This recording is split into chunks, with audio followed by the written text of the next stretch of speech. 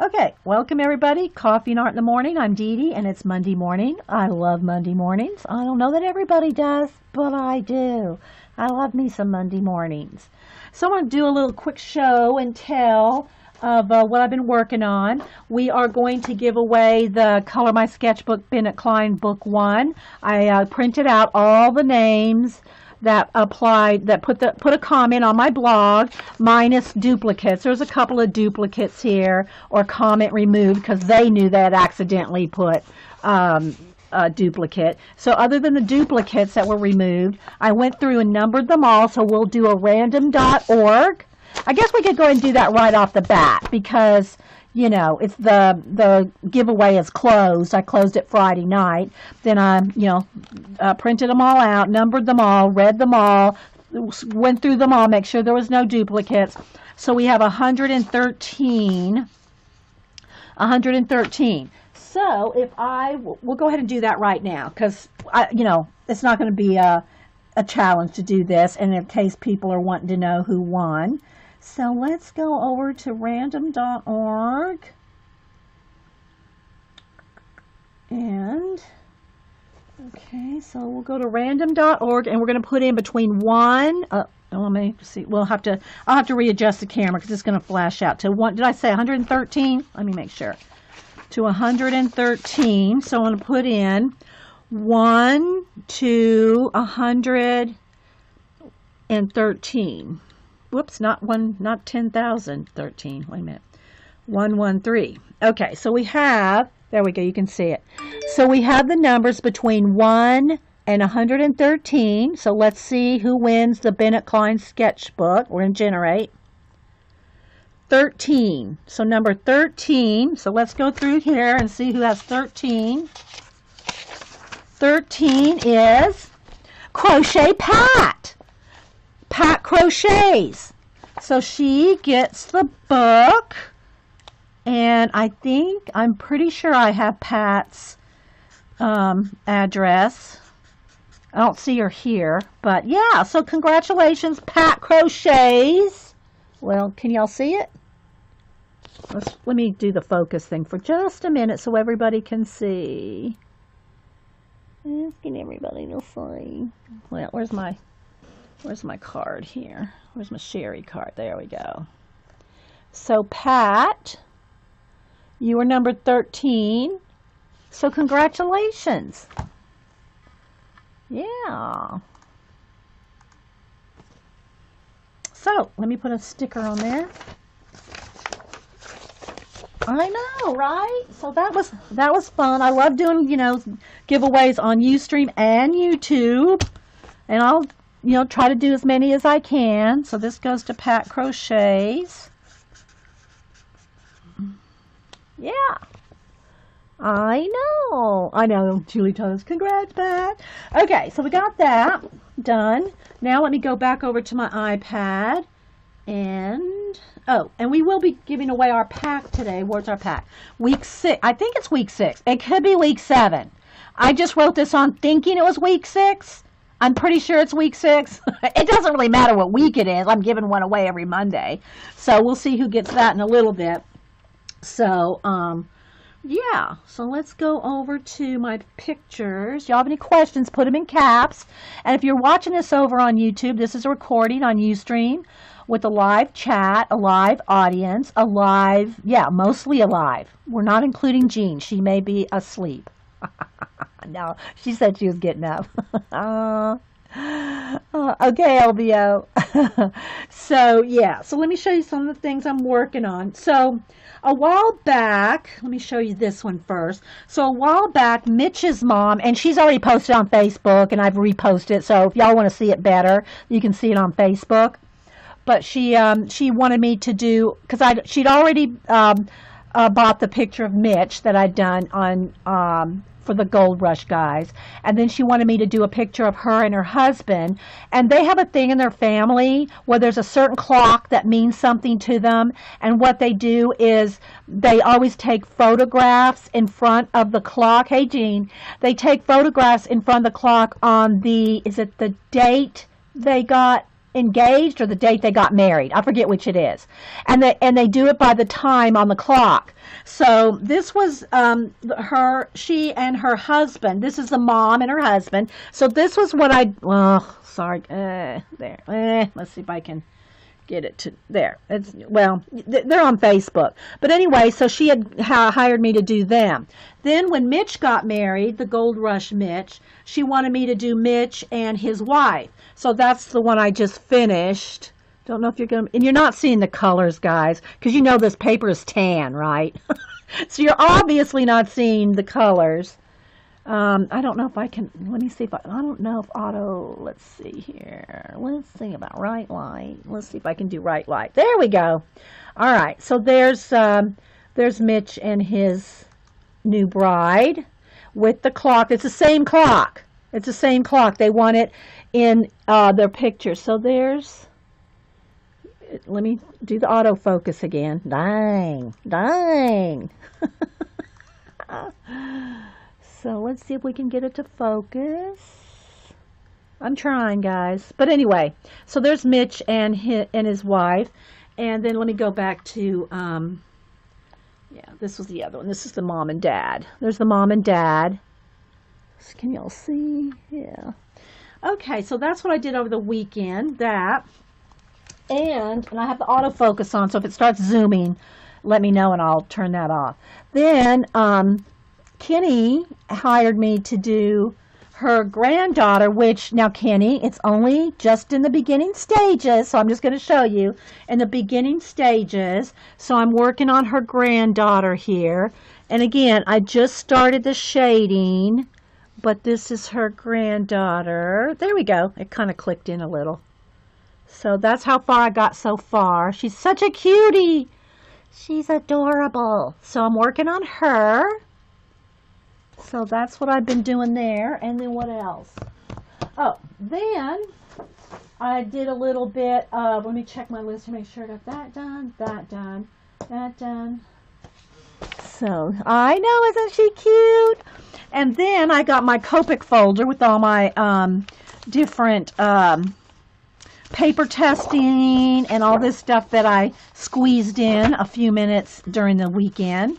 And I did a couple little tests with just 3 of the papers. I still have to do some, all the cardstock. I know, there's a lag, guys. Y'all are just now saying how cute she is. Yeah. I'm just seeing it. So, okay, let's go back to, hang on, where's my mouse? Let's get the focus. Hang on, guys, because white paper wants to flash out. So, let's get the right line. Hang on, guys. I'll probably have to I'll readjust it when we go to color too, because it's all flashed out now because of the white paper. So anyway, I'm testing some little samples here, like with the Aqua Bee paper.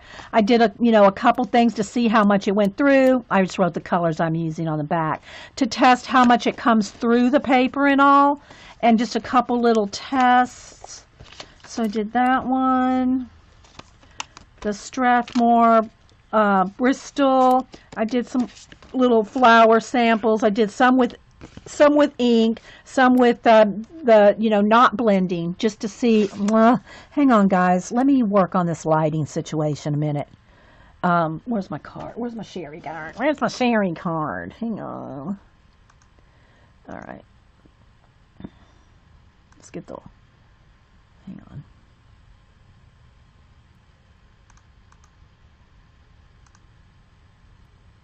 Wants to focus. Hang on, guys, because I have white. Okay, hang on. I got to go back to this to get to get it back. I have to do this. All right.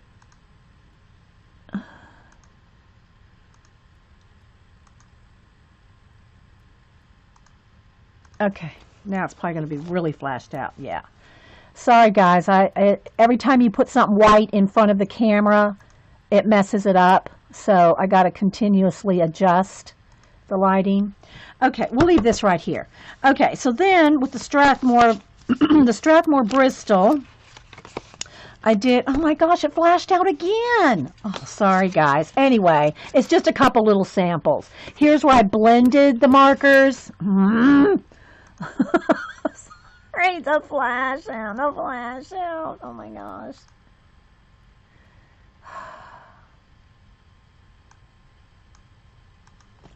Okay, so here I did some blending, and here I just did some sketching to test out the different, hey Pat, did you see that you won? Pat, you won the Bennett Klein book from the YouTube comments. Yeah. So, yeah. So, oh my gosh. Oh, save me from the white light. So here you can see where I blended some, and then I blended here. This is with just Copics. Just remember, guys, I'm new at this, right? I'm starting to growl like Jean. I'm in good company, Janet. So this is, I'm just starting to learn how to blend them. And then this one is where I did sketching. Like not blending, just using them like to sketch with without blending. So there's those samples, and that's what the again, see, I wanted to test how much it came through. So there's that little test, and this is only 3 papers. That's all I had time for. Yeah, it's the first time you won anything? Oh, good, Pat. Well, I'm glad you won then. Don't cut. And then the render paper, which, you saw that I did the test. I got this render paper at Blick that Saturday on my birthday, and the render paper does not go through. Did I do more than one? Here. So here I just did a couple little clouds with 2 shades of blue. Just to practice, guys, I'm new at this. And it does, I was going to say it doesn't go through. That doesn't go through. That's just my test numbers. But here's where the clouds are. See where the clouds are? It does not go through. Well, you can see on this side. That didn't go through to this side, and that didn't go through to that side.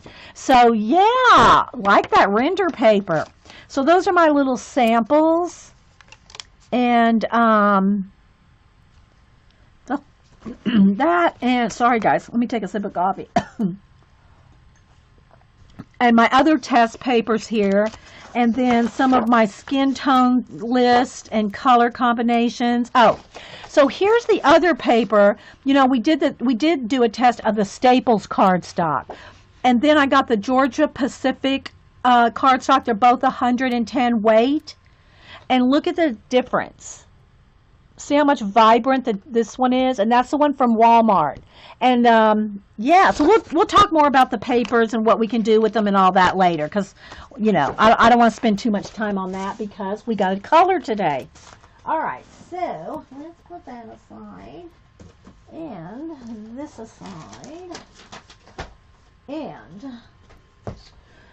okay, so now we got to brighten everything back up again. Well, let's see what we're going to do in the dragon book, because that'll probably flash it out again. Oh my gosh. So yeah, so I already did a little bit. Let's do the right light again. I already did the started some backgrounds in here. If you have any questions, put them in caps so I know you're talking to me. Okay. And I'll adjust the light when we actually go to color, so we'll see what happens when we do a flip. So there's other people who have already done the flip of the dragon book, but I've already started doing some things in it. Let me take my black paper out. So you can see, like here I did Copics, and it does go through. It goes through. That's why you got to put a paper behind it, right? So, yeah. Hey, Samurai, anybody else popping in? Yep, if I don't see you, welcome. So I'm going to just kind of do a quick flip through here. Let's see what the light does. So you can see what's in the book.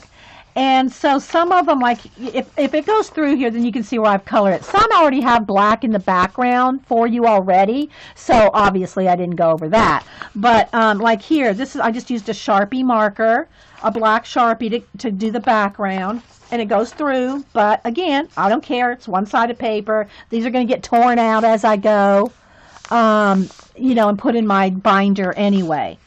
So, yeah. So I'm just going to kind of do a quick little flip for you. And I have not decided which one I'm going to do today. See, like this one. This was already a black background. So, you see, because it didn't go through. So I'm just going to flip. I don't know which one I want to do yet, but I know I want to do one today. And what we're going to do, I think, is we're going to do some watercolor. Here's where I did a Copic purple. No shading or anything. That's just the background. See how it goes through? Okay. If y'all have any questions, just put them in caps. So you can see how much, not a lot done yet, but that one's kind of cool. I like him. He's kind of a big, cool face. A lot of background, a lot of tiny detail. That may take a while. Well, that doesn't, right?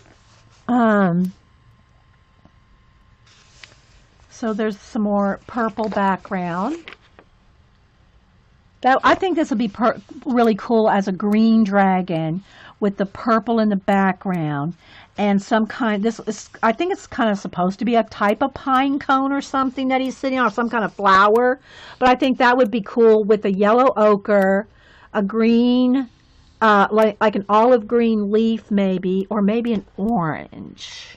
Maybe a yellow flowery pineapple pine cone thing. I think it's probably a pineapple. And then have the dragon in greens, a purple background, and then maybe a combination of all the colors in the background. I don't want to get my copy of Dragons. I've seen such beautiful work from this book already. Well, you see, that's the wrong thing to think of that way, Mel. Yeah. I do too. I like the purple background. That's just a flat Copic. You know, to make it no lines. Like if you use a regular marker, you'd probably have lines. But you could do it with watercolor too. Now, granted, this paper is thin. So when I use watercolor, I'm going to have to be judiciously careful with the amount of water and dry between layers because it will wrinkle. It will wrinkle. Don't email me. But I do like that one. I might do that one because I can just see we can do a lot of shading on those, what are those called? Not planks. I want to call them planks. You know, those circle things.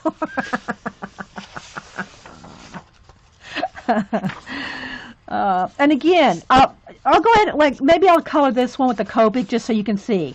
But don't forget to do this. Don't forget to put something behind it because it will go through. So we'll color the background of this one, but I think I'll go back and do the purple. There's this one. And I'm just doing a quick flip. You can see them all online. You know, scales. Yeah, scales. I kept saying I'm thinking planks. Scales. Yeah. Thanks, girls. Scales, yes. And this one I think is going to be fun because it's like a crystal ball. That'll be cool. That'll be cool to stickles. To either stickles or, you know, some kind of twinkling H2Os or something. This is the one you do. I love the purple background. That's the one to do. Yeah, I like the purple too. You guys. And here's another one with no background yet. This one has a pattern in it, you know. Which the grayscales, you just color it one color and you got the pattern showing through. And then this one. Yeah. So those are all the ones. So let me go ahead and go back to this one, and I don't want to do another purple. I've already done two with the purple background. So we'll do this one with a different color background. And I know it's kind of, you know, the light's weird, guys, but when I'll zoom in to when we start actually coloring. But in the meantime, what color should we do? I'm thinking, because I already done, you know, the black and the purple. This is going to have this would be cool. It's a phoenix bird. And like if we did like a green dragon and a red phoenix. So, I don't know. Maybe like a rich brown might be good. What do y'all think? Let's see. Maybe one of these colors. Let me do a test. I'm liking this brown, so we're going to go with this. Okay, so I'll zoom in one, but I'm not really going to adjust all the lighting and stuff until we go to because we're going to do the watercolor and all that. You know, Let me focus though on the next page. So we'll just do a little here. There we go. Yeah, well, I'm going to do a red brown. It's like a sienna. Okay, it's going to be a sienna because I think that'll be pretty if we did a red and an orange phoenix and maybe a green and a blue dragon. Oh, yes, baby, that would be awesome. So I'm just going to kind of color in. Again, let's make sure that I have this right behind because it goes right through. Goes right through. This doesn't really take long. And you just, got to be careful not to oversaturate right next to the line, because if you get it right up next to the line and get it real wet, it's going to bleed into the other. But as long as you don't, get it too oversaturated, I found while doing the purple one, that it didn't like cross over the line as long as I didn't get it too wet right next to the line. Does that make sense? And again, guys, I'm not used to using Copic, so bear with me as we learn together. If y'all have any questions, put them in caps. So when I do a flat background like this, I do like to have the background done if I know for a fact what color I want to do, whether it's black or, whatever color. I like to do the background because it kind of gets it situated how you want to go from there. Just watch, let's see if we've got any questions or anything. Green dragons are happy. We proved that in the university. Okay, Anita. I'm sure there's a story behind that. Green dragons being happy. Yeah. I mean, you can color them pink, purple, blue, yellow, any color you want, right?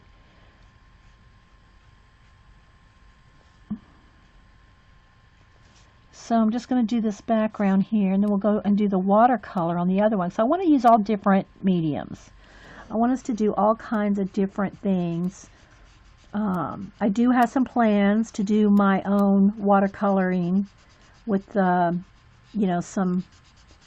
line art and stuff, but that'll just be as I have time, guys, because it's always about the time, isn't it? So many projects, so little time. And my commissions, I do those go in between my stream days, so it's not like when I'm not here I'm not doing anything. You're making me want to get your Spectrum Noir markers out. They're getting dusty. Break those babies out. Oh my gosh, Angie, for sure. Your stone angel would never end up looking. Oh, but Jean, and bless her heart. Now I'm going to talk about Jean. Now she's here, so it's not behind her back. Jean did a stone angel. She was trying to, who was it? Frugal Crafter? That I didn't see her project, so I'm thinking you said that Jean was trying to do a project based off of Frugal Crafter's Stone Angel. Am I right, Jean? And it didn't turn out. I'll just say it that way. Jean, it didn't turn out how Jean imagined. However, that being said, Jean got to show people, like, as she was doing the project and it wasn't doing what she wanted it to, she was able to say, oh, I wanted this to happen and it didn't. This happened. And she was talking the process out. I love, that's one of the things I love about long videos or non-speeded up videos, especially if you're doing something like a demo. Jean and I don't call ourselves tutorialists or teachers. But if you're doing a demo and you're talking it out and it doesn't work, everybody can see why. They can see why it didn't work. If you're doing it and you're not embarrassed or afraid that something's not going to turn out, trust me, Jean and I don't get embarrassed easy. Do we, Sassy? And so we just carry on. If it doesn't turn out, then, you see what not to do. So Jean, she was a real trooper. She just kept on going and said, this ain't working, but she kept on. And it didn't work like she wanted it to, for sure. But, You know, you got to see what didn't work and why it didn't work, because Jean let you see every step, which I thought was quite brave of her. But that's our sassy pants. Okay, so let's see. All right, here's some more little bits right here behind the little phoenix. So I'm just getting in there. And I'm not doing any blending at this point, guys, with the Copics. I mean, I've done a little practice with blending, but you know, it is a skill. It is a skill, and with any skill comes practice, and practice takes time. I love hearing the thought process. That's why I'm here. Oh, good, Miss Romantica. It's aroma. It's aroma. It's not romantic. It's aroma. Aromatica. Aromatica. I'm gonna have to say it like that. Yeah, Jean says, it's true. I couldn't teach middle school if I got embarrassed easy. So true. Yeah, and Jean is not afraid. Trust me, Scooby. If you've been around Jean the last, years, she at one point could not, it would freak her out to let paint touch her hands. I'm not joking. Jean has come a long, long way. And so, but yeah, it's fun to watch her experiment with new things. I really found, and even though her Stone Angel, which to me that's a tricky one right there. I haven't seen Frugal Crafter's video, so I don't know what it was supposed to look like, Jean. But Jean really is doing some awesome watercolor landscapes. Even though her Stone Angel didn't turn out, her landscapes are really good. So, yeah. She did some acrylic paintings for Christmas gifts on canvas or canvas board, Jean. I don't remember. I think they're on canvas, and she did some triptychs, or anyway, she did a lot of painting for Christmas gifts. Hey, Paula, good to see you. You're going to have to talk to work. They're cutting into your stream time, big time. Big time cutting into your streams, Paula.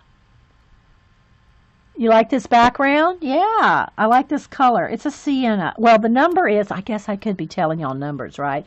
E08, and it's just called brown. But it's really like a sienna color. It's like a red brown, right?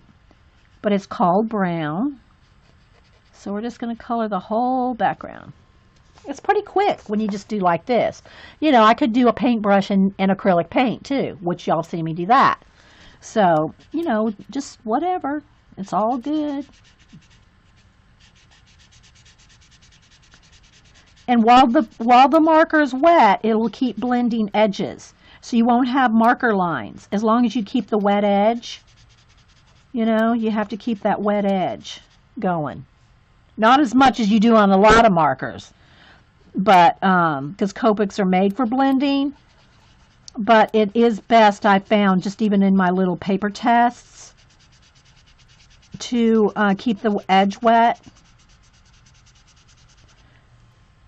See how I got a little bit, so I'm going to kind of go over that like that and kind of try to blend it out a little. A couple were on, wait, let me see, I missed something Jean said. A couple were on 16-inch canvas, and the other were 8x10 wood canvas. Okay, I couldn't remember, Jean, but you did some good paintings, especially if you think how far Jean has come. Seriously, and she only has 10% vision, and we don't talk about that all the time, but our Jean does amazing for what she does. I mean, she's a music teacher. Well, she's retired now, but a music teacher all her life, or all her adult life, with 10% vision. So you got to admire her. Trust me, after 2 eye surgeries, I admire Miss Jean. You finally got in, Dot. You've been trying for a half hour. Welcome, Miss Dot. All right, so we're almost done. See, that goes pretty quick. Oh, I got a little over the line, but we're going to color over it anyway, so it's not going to matter. I don't really worry too much about, if you go a little bit out of line or something, I know we're trying to be very detailed and do it as nice as we can, for sure, especially our Our Bennett Klein. Right, Laura. Okay, so there we go. See, that went pretty fast. Let me make sure there's no little holes anywhere that I might have missed. Okay, so again, do not forget to put your paper behind it, because look, people, it goes right through. Now, I could have printed this out. I could have printed it out on cardstock and done it, that way. But I'm just going to be honest with you guys. Once I color a page, unless I'm doing something special for somebody, like I sent a couple out, doing samples and stuff, I'm not going to probably color another page twice. So, I'm just doing it on the paper that came in the book, mostly for you guys to see what happens when you just do it in the book, okay? But there's nothing wrong. Just print it out on cardstock if you want to keep a nice, a nicer, paper. I am going to also print, for an example, so you can see, I want to print one out on craft color paper, and I'd like to do the whole thing in black and white. So I might do that next. Not today, but a craft, let's just call it a craft dragon. With black and white. So I would like to post that on Bennett Klein's page. So I might do that when we do the next time we do a dragon. Okay. If you have any questions, put them in caps. Okay. So now let's go ahead, and feel it. It's cold. If it's cold, it's still damp. So I'm going to go ahead and hit it with the heat gun. Do you tear out the page of the color to make a copy, or do? Yeah, I tear it out to make a copy, because Charlie girl, they go all the single-sided pages like this that don't have a story to them, like Mouse Guard. I'm not going to tear those pages out. So like a full-on storyline thing, but like these dragons are like individual stories, and they're one-sided. So I'm going to cut them out and put them in my binder, my 3-ring binder, in page protectors. So yeah, I'll tear it out to make a copy, and yeah.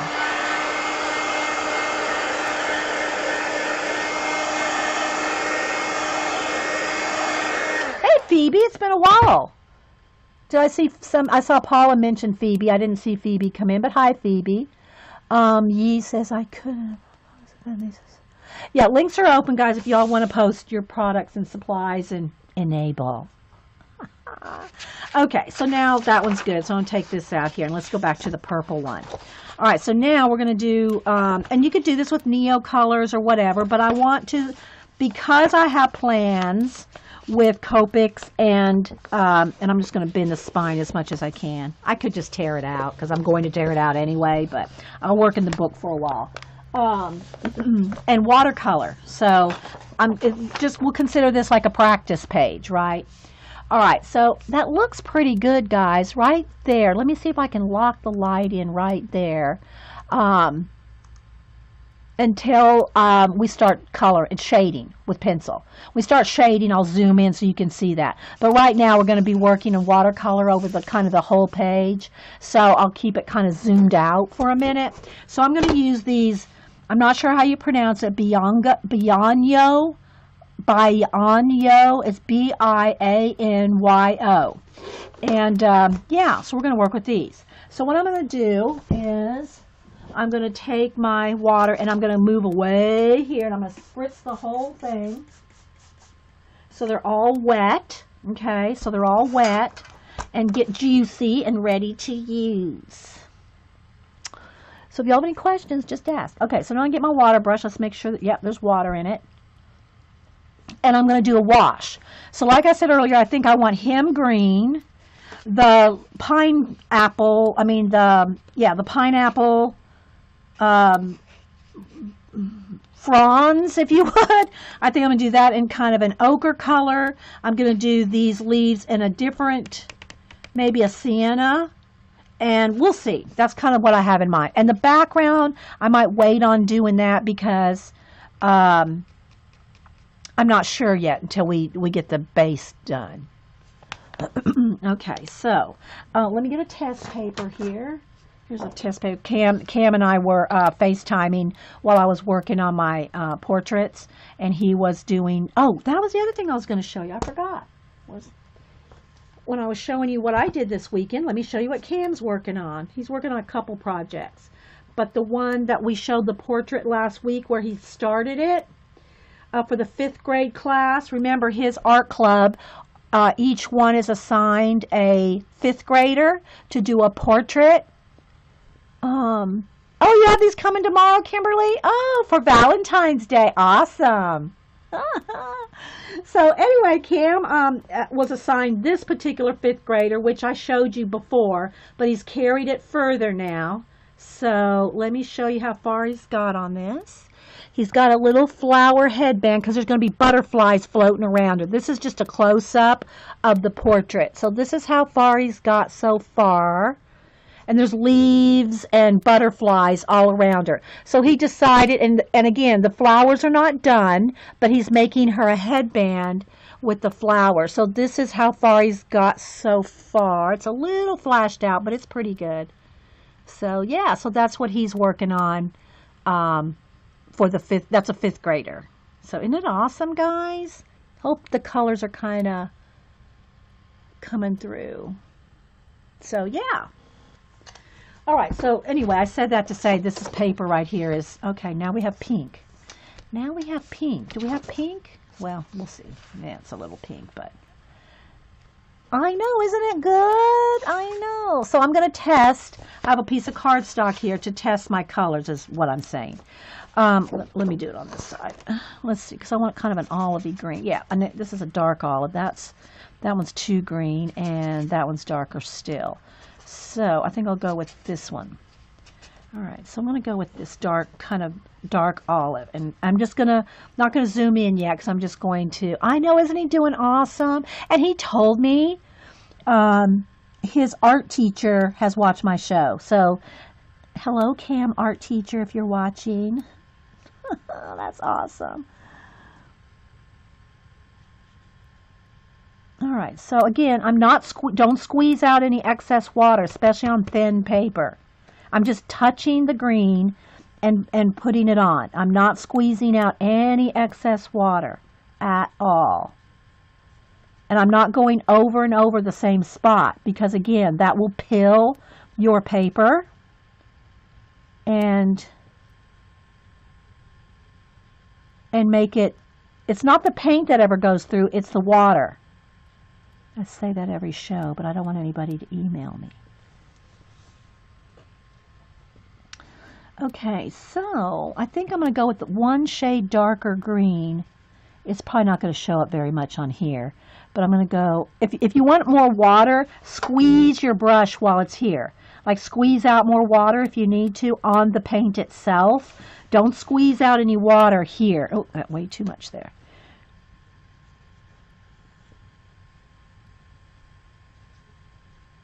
And so it's thin enough, well, of course watercolor is, but it's thin enough for you to see the Colorbook pages still under it. I'm thinking maybe I want his horned areas, some of these things, a different color. I'm not going to color those horns yet. And of course I'm going to shade with pencil. Let me get a Kleenex.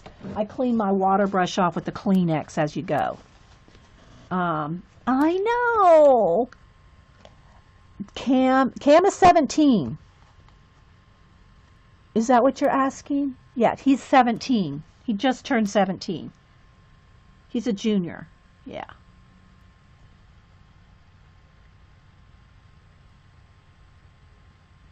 Yeah. Okay, so let's keep going here. He's been on the show. All right, so again, I'm going to go down here and get this background.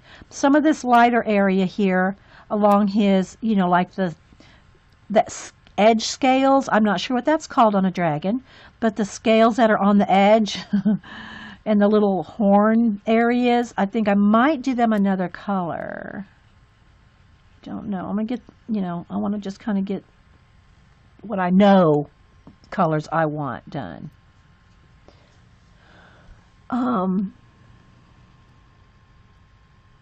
He probably was a fifth grader back when I first started streaming.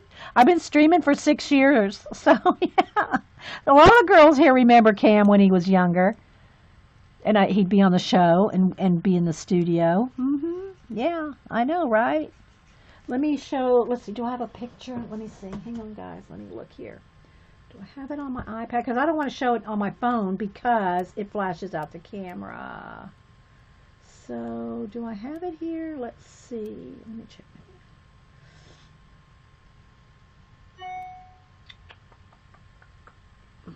Yeah, here we go.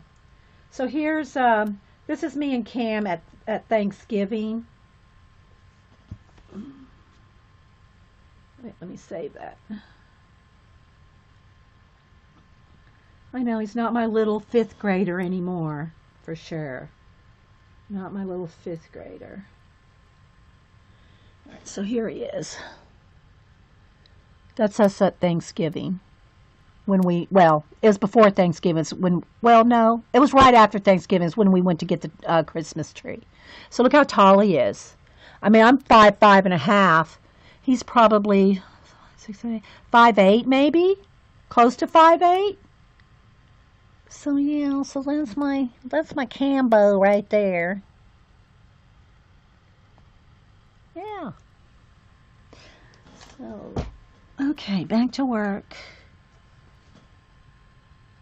He was young, and Boo, she will be in high school next year. She's in 8th grade.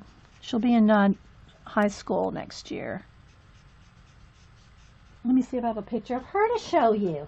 We might as well, right? You know, because it's my show, and if I want to show my grandchildren, I can, right? Let's see.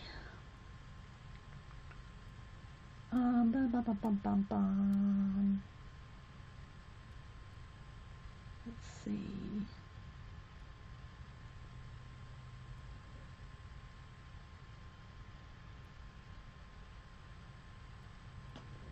It's taking a second to download. Come on. Come on.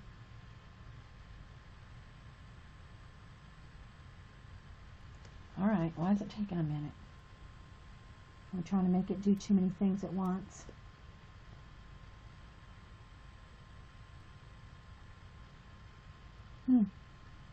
That one doesn't want to download for some reason. That one's fine. One moment. Alright, let's try and find a different one. Here she is. There's Boo. Yeah. Aw, thanks, Jessica. All right, back to what we are here for. Thanks, guys. They're sweet. All right, so this tail kind of curls. Again, I'm just putting a wash on here. It's really, you know, nothing to see in, as far as detail goes. So I'm just going to keep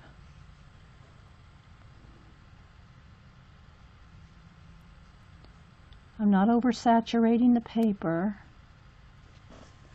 All right, now let's see. I think I'll do that one shade lighter green. Let's see. For this leg here. And I think I'll do his claws even a separate color. There's a few little variation shades of green that I'm doing here that may be kind of hard to see. But I think I want that area of his leg, his claws, and these like back scales to be a different color. I know. Thanks, guys. All right, let's see. All right, let's go ahead and do his wings. Again, there's some back claw bits there that I'm not going to do green because I think I might want to do them. Maybe a dark purple. Dark purple with the purple background would probably look good. So, got to concentrate a little on what areas I'm coloring so that I can do those two colors. Do the scales. Oh, there's an area purple that I forgot to Copic. Have to get that out. That background.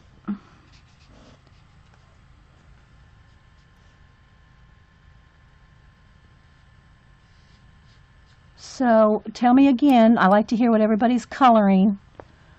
I think Laura's coloring in the dragon book.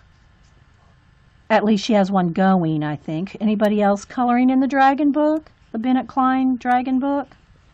If not, just tell me what you are coloring in, if you are coloring.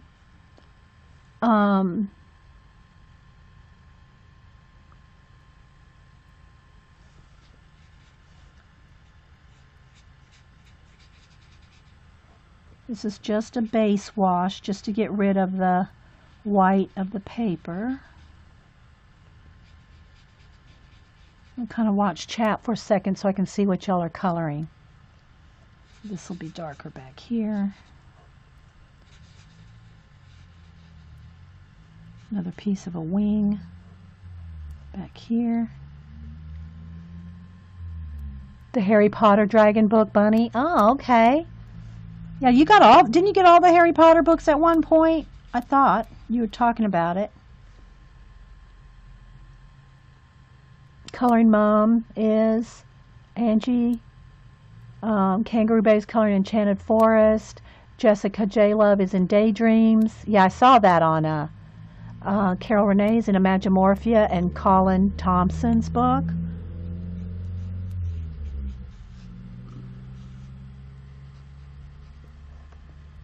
Be a little dark right there. Anita's in Harry Potter. Karen K is in black background in... Oh, wait, yes, I'm coloring black backgrounds that aren't black yet. Okay. Miss Aroma is getting a new Bennett Klein, and because she hasn't made any previous headway on the other four. Terry Trouble is virtually coloring Imagimorphia. Oh my gosh, Terry, that's hilarious. Fran is planning a zine. Kim is in Exotic Animals by Marty Wood. Jean is in I Don't Color Much, but you did do the fashion one. Barb W is in Peter Cottontail. That's going by pretty fast, guys, if I miss it. Ranja is totally hooked on mixed media collage. Yeah, we'll do another mixed media maybe Wednesday. I'm trying to do maybe coloring on Monday, collage or mixed media projects on Wednesday. That's kind of like how I'm kind of doing it, you know, and Copics in between. Like little, as I'm learning things with Copics, we're doing that kind of in between when we have, you know, in between projects. Country Scenes by Michelle Lee. Or Michelle Lee's coloring Country Scenes. Phoebe's not coloring. Scooby is in Summer Nights. The Lookbook. Yeah, that's what it is, Jean. The Lookbook. Janet is painting her nails. I did mine too, Janet. This is Sinful Shine, and it's Rendezvous. Rendezvous. Kind of a turquoisey color. Doodlers Anonymous for Vicky S. Imagimorphia and Colin Thomas with Whippy. Yeah. I'll try to see if I see it. I'll keep looking. Keep reading. All right, let's keep going over here.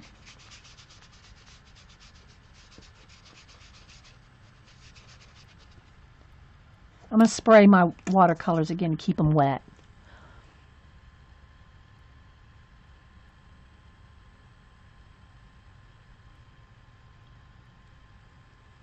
Yeah, Jean, I mean, even though her stone angel didn't turn out like she wanted, I thought it was great that she gave it the old college try, like live, you know. That was really awesome, Jean. Okay, again, I can see where the paper starts to break down in some of these bigger areas. I got to be careful not to go through. Not that it matters, because, you know, it's one-sided, but yeah. I don't want this to be like one big wrinkled blob either, you know.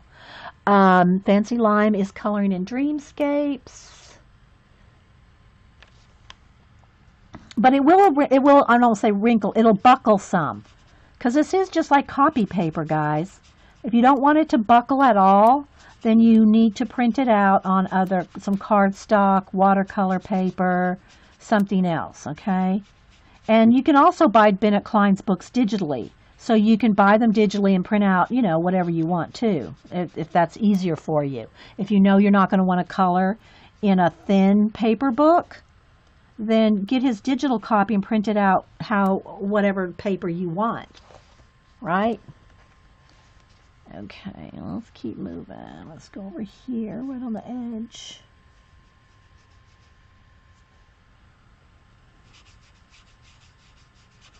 But I am trying to show as many techniques as we can with color books, especially, if it doesn't take us too long. I mean, sometimes we just want to get it really involved and do tiny details like we did the oh dear. I think it took us 10 parts to do that one. Now, these are not chalky.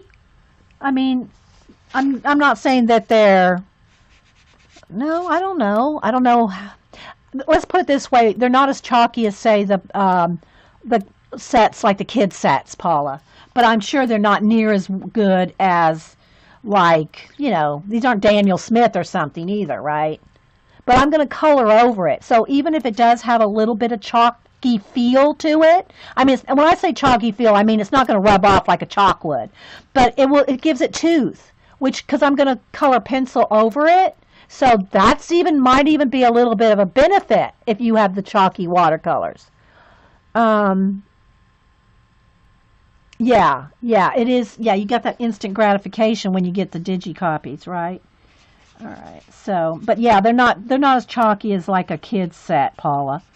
But I've done some with the kids' sets too, so that are chalky. But if you're penciling over it, all right, I'm looking at it because I see a little spot right here I missed on his tail. I don't want to get in too big a hurry. You know what I mean? Burn. Eileen has a question. Are Loomies wax or both? It says different things on... I know. I don't know, Eileen. It says different things on different ones. Some say wax, some says oil, and some says both. I don't know. And you know what? I really don't care. I don't care what they're made of. Because it doesn't matter when I'm using them. You know what I mean? It doesn't really matter to me at all. As long as they work together, they work, they blend. Yeah, I don't know. If it's important to you to know, I mean, not you, Eileen, but if it's important for anybody to know what the Loomies or Polys or the Holbees or any of them are made out of, then, do your own research, guys, because I don't know. All right, let me see. I got to find that purple. Which purple was I using for that? I think it was this one. Let me test. Yeah, because I have a little spot here I missed. This purple, in case y'all want to know, is VO2. Violet 04. Violet 04. And I just missed a spot right there when I was coloring the background. Because, sometimes it's hard to see. Oh, is that? Yeah, here's a couple more little spots I missed.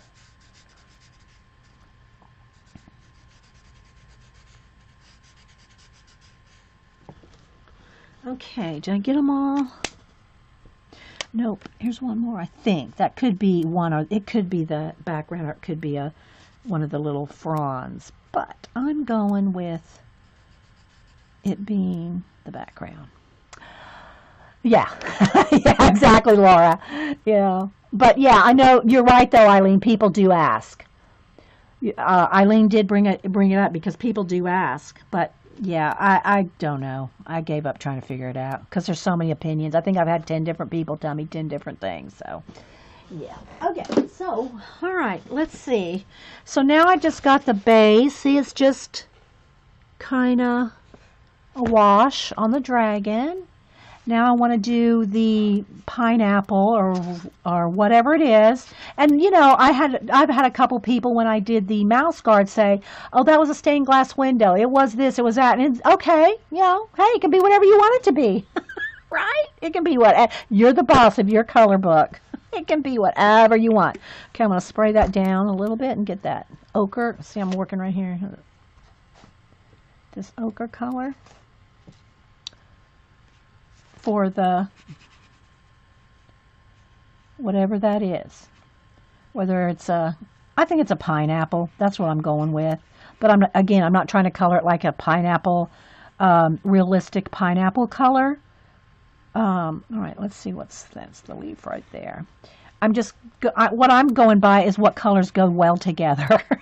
I'm doing by the color combination rather than is that the real color of a pineapple or is that the real color of a dragon or anything else. It's like that's a color that the combination of the colors I'm using all go together, and that's why I picked those colors. Thanks, guys. This is quick right here. You know, it's just a quick wash. It's all the detail that we add with the pencils that makes it more time consuming.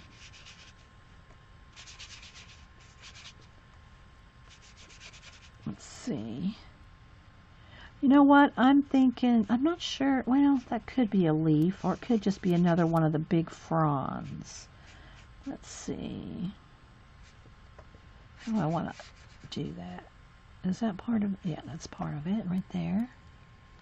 That's part of it, that's part of it, and that's part of it. I need to go get me some hot coffee. My throat's starting to dry out because my coffee's cold. All right, so these two leaves and maybe just a little bit of that stem, I think I'm going to go with the sienna color.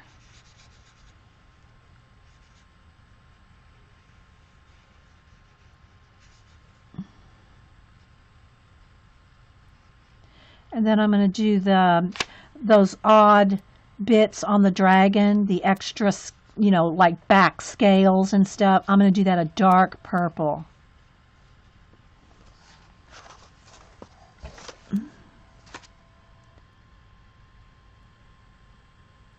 The loomies, let's see, Yi said the loomies, I gotta tilt my screen a little, I gotta glare,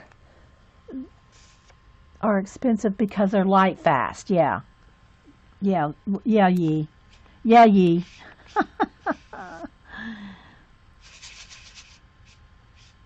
But as far as what they're made of, you know, I don't know.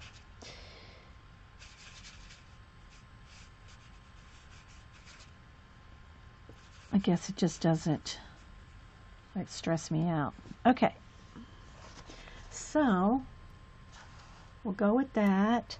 That's part of the dress. Okay, so now let me see about a darker purple. Let me see how that's going to be. I got to spray him down a little bit again. I think this dark purple might be cool for the scales. Okay. Got a little too much water. Let me soak some of that up. Okay, guys, I got to go run get some coffee. You know, talking for a couple hours. Yeah. All right, I'll be right back, guys. One moment, please.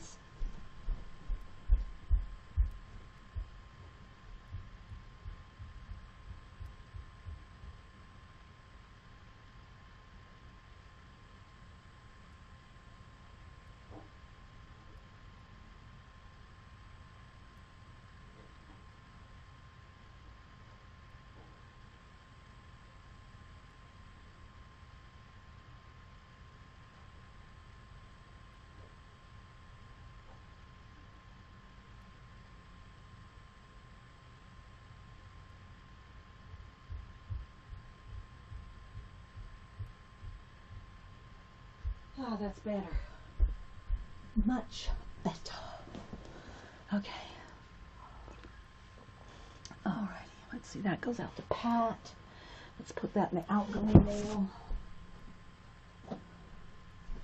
And we got. I don't want to forget at the end of the show to do the week 6-pack giveaway. Let me make sure I leave it sitting out so I can see it. Okay. Now. Oh, gotta catch my breath. All right, let me go ahead. I'm going to do his toenails. May not be dark enough, or maybe I just got too much water on there because I want it real. I want it real dark, as dark as I can get it. There we go.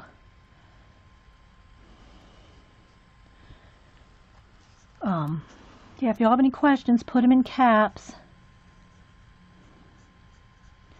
And then I can shade even darker in certain areas. But I just kind of wanted the purple kind of in here. And it probably doesn't look too... Whoop, whoop, I picked up blue accidentally. Don't want the blue. I want the purple. There we go.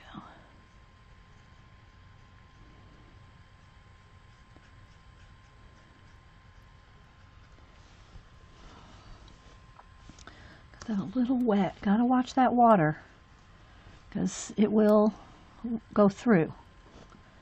It will go through. So yeah, if I'm missing hi to you, thanks for being here.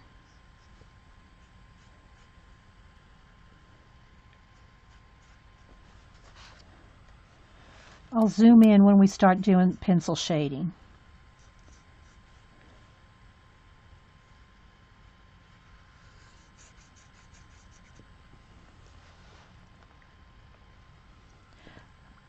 I'm going to try to put some of the watercolor over some of the Copic just to see what happens too, because we are testing the Copics any chance we get to see what it'll do.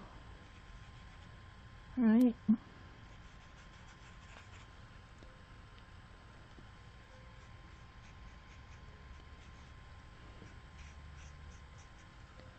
And that will be darker when I do with pencil right there, but I don't want to get it too dark so that you can't see the color, the line art underneath. Does anyone know how those watercolor compare to koi? I have this set. Where is it? I have these. I have this set. I don't use watercolor enough. Like, the true test is when you do an actual painting. Like, ask Jean when she tried to do, that's when your true test is. I've not tried to do anything but color books with this, so I can't really compare it to, say, the koi set, because I'm not really trying to blend and other more technical, more detailed aspects of watercolor. I'm just doing a wash. So it's not really, it wouldn't be fair for me to say this one's better than another. Although the kois are probably, I don't know, they're probably maybe more pigmented, maybe. But I have no watercolors that are very expensive, guys. I mean, I think these were 30s, and that's because it came with paper and a water brush. I think this one here is somewhere around 30, and I've had it for probably 20 years, so I don't even know, how much, really. But yeah. Hey, North.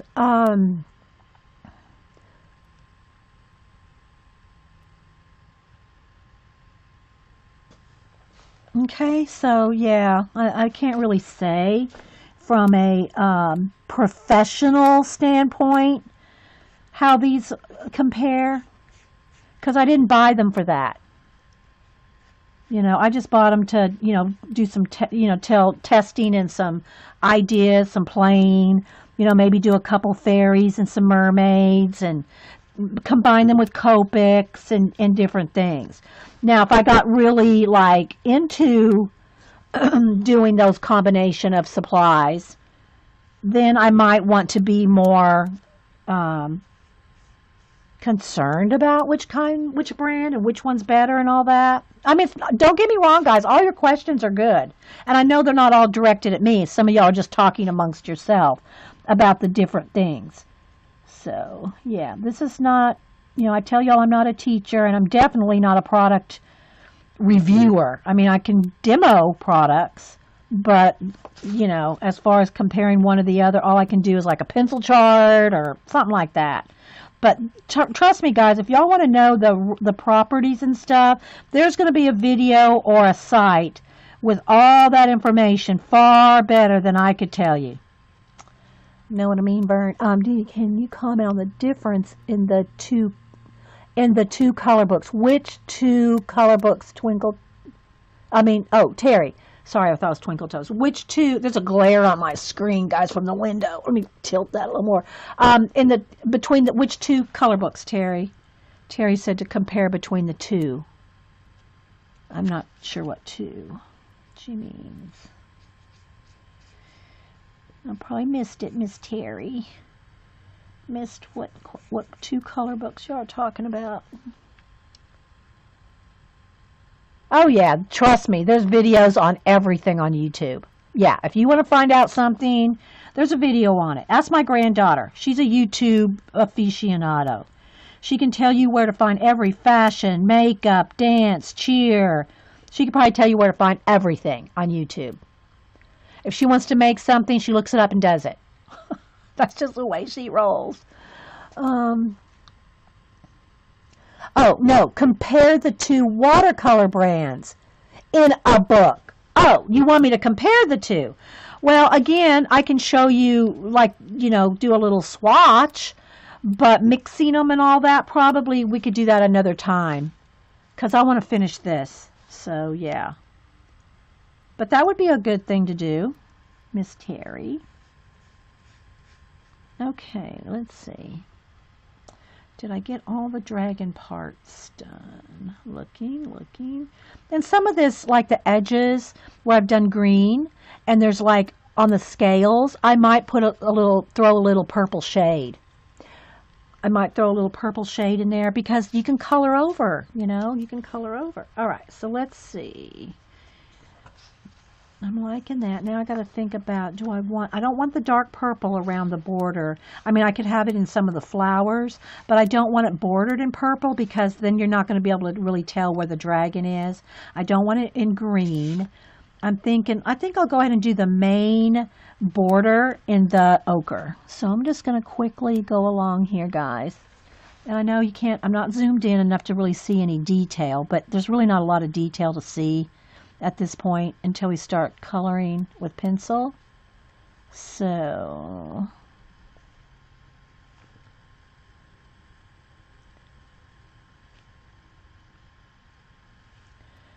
and I don't want to squeeze out any water on this because these are thin lines here.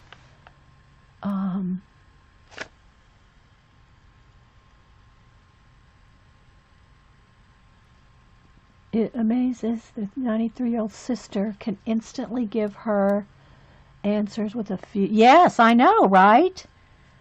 Google is your friend.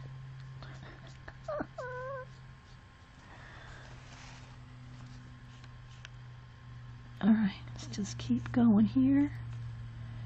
And that little border, it's like a double, it's like a frame border, so it's like a double border.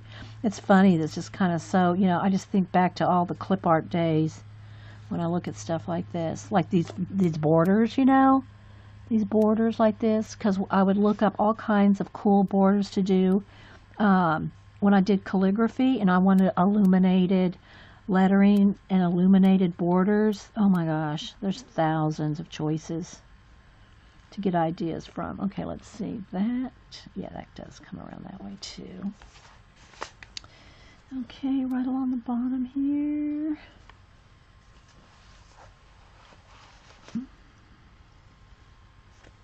Bye, Fancy. Thanks for stopping in.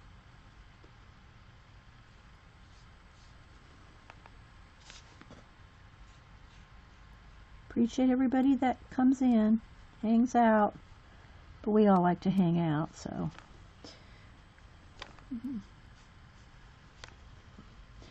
Okay.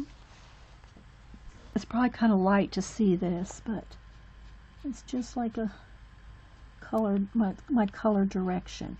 And also, guys, if you don't know some color combinations to choose, and you want something different, not necessarily just your standard green dragon or whatever, go to design-seeds.com for all kinds, and you can even sign up and get an email or two. I think it's 2 emails a day for color combinations.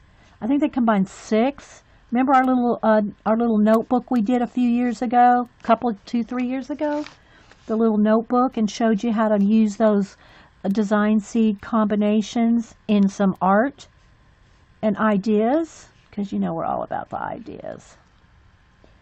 Yeah, those little notebooks. I don't think those are on YouTube, though. Those are pre-YouTube, because I've only been uploading for 2 years to YouTube.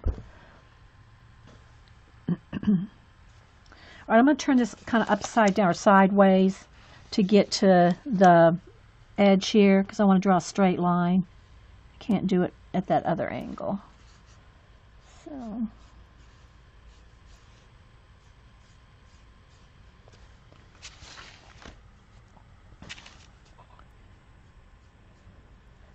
Boo's got a major competition, cheer competition next weekend. I was hoping to get up and see him this coming weekend, but the competition's a couple hours away, so probably won't go to that one. But still haven't seen him for my birthday. Still haven't seen him for my birthday. We were going to meet this weekend, but we didn't. And also send the color combinations out on Twitter every day. Yeah, I think I stopped following him on Twitter.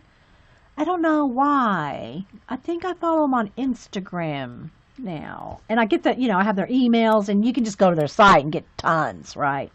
All right. Oh, wait. I got a finished one here. I mean, you don't have to subscribe to, follow them on email to go to the site and get color combinations. All right. I think I'm also going to do the little flower centers. And then I might do some of the flowers themselves with the Copic purple. So I'll do those center flowers. And, oh, there's a couple little other that look like might be the same thing as the little flower centers there. So I'm going to do those. Well, we got that color, that right there. Right there. Did I get them all? Yeah, because these ones are covered up with the thing. Dee Dee, my granddaughter's team got a bid for the Florida. Oh, good. I know. That's a tough one to get a bid, especially a full paid bid. Boo has had that happen once. They've had bids where they've gone to the Florida competition. What's it in Florida? At Disney. The center, what's a Staple? No, not the Staples. What is that, Pat? I forget. Anyway, down in Florida, Disneyland, Disney World. Anyway, they've got bids to go, but they've had to pay. 1 year they didn't have to pay. You got to be really good not to have to pay. Right, Pat? Pat knows. All right, let me get my VO4 back out and do this. Let me do the small edge. I'm going to do the little centers here. See, I didn't do these before because I wasn't sure what colors, I want to space the colors out, right? Again, I got a paper behind because look, it goes right through. Congratulations.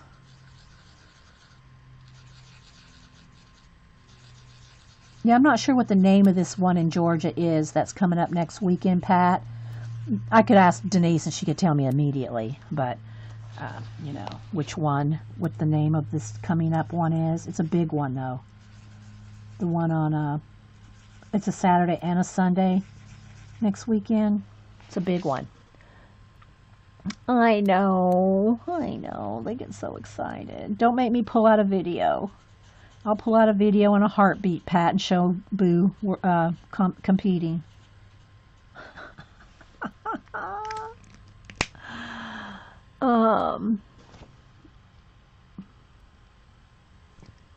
Bye, other Terry. And hey, Pam, if I miss saying hi to you. I'm just looking who's coming in and out. Yeah, so I'm looking, trying to see if there's anything else that I want. Oh, there's just a little bit of that left there. Anything else I want? Because I think I'm going to have these those will be little leaves back there. And it may even go back into around those leaves being that ochre color. So yeah, so the paper is a little buckly, but I also found that, because doing so many washes in Imagimorphia, I found that when you put the pencil over it, it starts flattening out, But it doesn't bother me. At the end of the day, I'm going to tear this out and put it in a page protector. So you just got to kind of be aware of the different papers. This is a thin one. Oh, now what I wanted to do, I wanted to test my purple and shadow over the top of Copics. I just want to see what's going to happen. Okay, it's kind of laying on there. Now this paper is so thin and absorbent, so it does kind of go right in, shade it. But I'm not sure if it was on cardstock if it would do the same.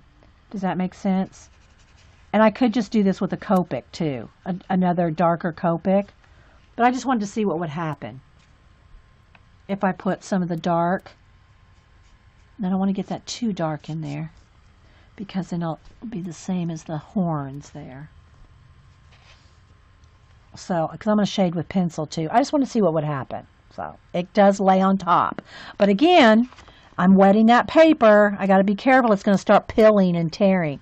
Can you show a piece of Bennett Klein's Grayscale on a page of his dark book? I ordered one today. Yeah. Let's see. Did I tear it out yet? Let's see. I think I might have. Let me see if I tore one out. There's the characters. I might just get out my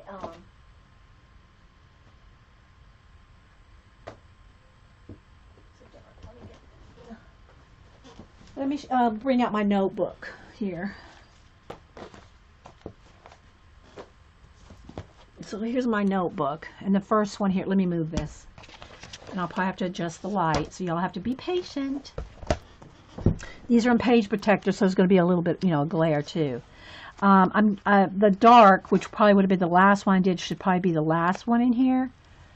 But yeah, so here's some of the Bennett Klein ones, and these have like glitter. Hang on, let me move my Kleenex. Some have glitter on it, which I have to take it out of the sleeve for you to see. See, because it's glitter behind a page protector. There you go. See some stickles on that? Paper shouldn't tear with alcohol markers no matter. Oh yeah, it will tear. The paper will break down and tear. Yeah, it will, because it's saturated. It's so wet. It's the wet that tears paper, not the paint or the marker. It's the wet. So yeah, you can trust me. You can tear through a piece of paper. Now, not necessarily cardstock. You're not going to sit there and go, but this paper in this book, in the Bennett Klein book here, this is like copy paper thin. This is copy paper thin. Okay, so yeah, be careful. Okay, so here is the, I'm trying to capture the stickle. Well, you can, there we go. See some stickles there? All right, let me adjust the light, guys, since y'all want to see this. I've got to fix it now. Let's see.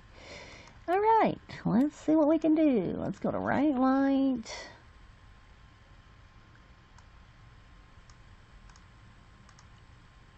Okay. Water is absorbed by the wood.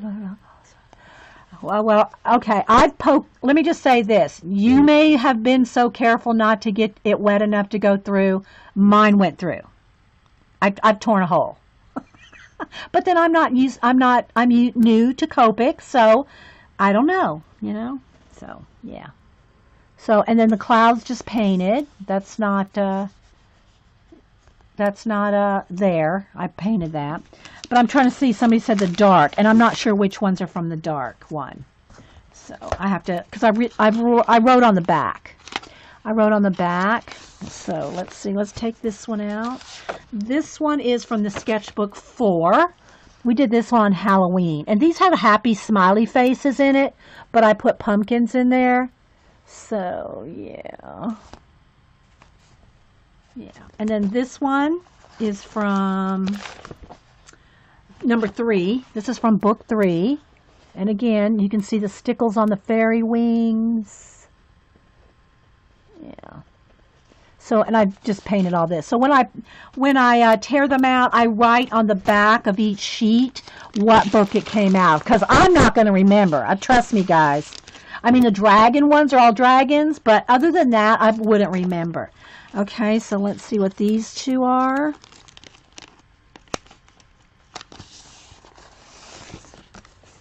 I think that this one's dark right there.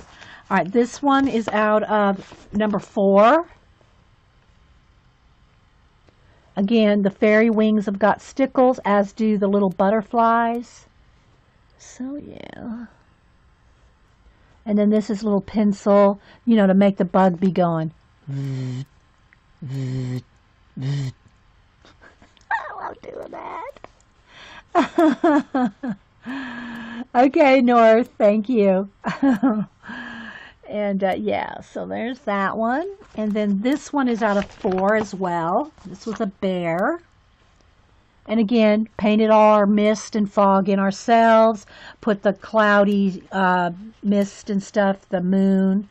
Put our own star. And then he's like a bear coming out of the mist. So there's those 2. And then this one, I think this is out of characters. I've got 2 more here. 2 more Bennett Klein. I'm not quick on the Bennett Klein ones, guys. They are time consuming. If you really, you know, this one was like 4 parts. This one I think was videoed 4 parts. She's the vampire girl and she is dark. Yeah. So this one was dark here.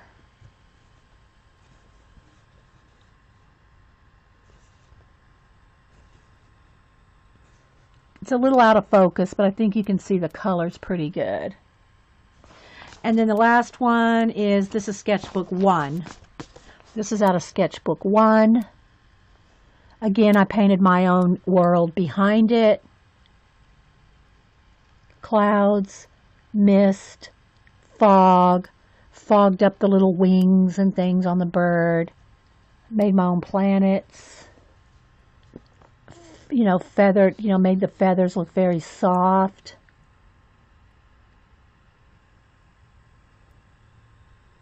And yeah, so there's that one.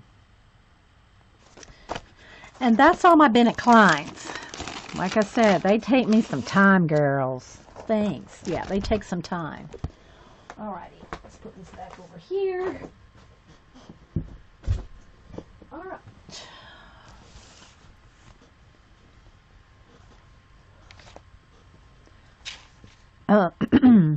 Sip of coffee. Alright. I think I got the bulk of it done. Got the bulk of it done. Thanks, guys.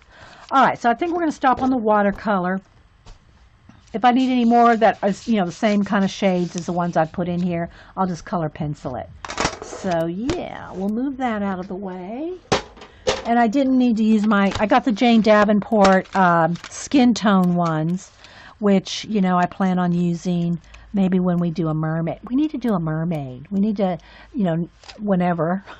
I say that, whenever we have time, we maybe do a mermaid. Yeah, because, you know, like Z loves her mermaids.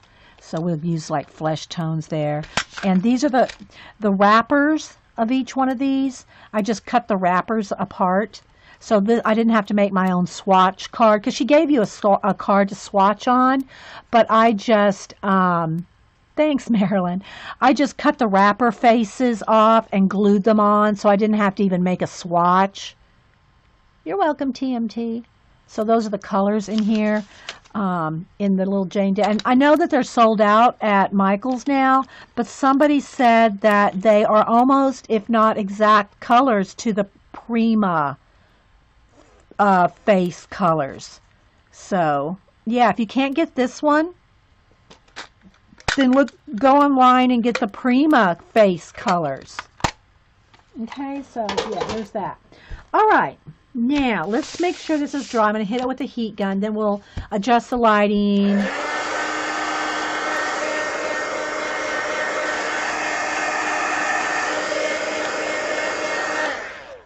Winsor & Newton watercolors are good. They've been around forever. I don't know that if Daniel Smith Schminks are very expensive. I think I'm pronouncing that right. So, you know, but unless, I mean, trust me, Winsor & Newton are good, Mel G, for if you're just going to do what, you know, like a mermaid or a fairy, or, you know, just paint, you know. And if you start getting really, really good, and you want to, do more with watercolors, then upgrade. I never buy expensive stuff to start. You see if you like it. See if you want to do it. I don't have expensive watercolors because I've never really done. I've done a little bit. I've shown you all the boots that is one of the pieces that I have hanging on my wall. But it's my color pencil work that I do more of. Okay. All right. So let's see.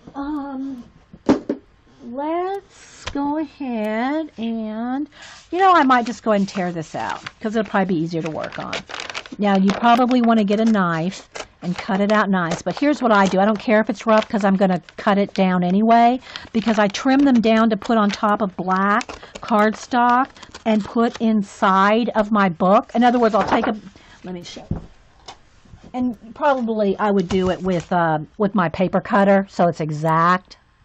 Oh, wait, I like Prima added more Daniel Smith to the set. Okay, so Whippy has the Prima and added some Daniel Smith to her set.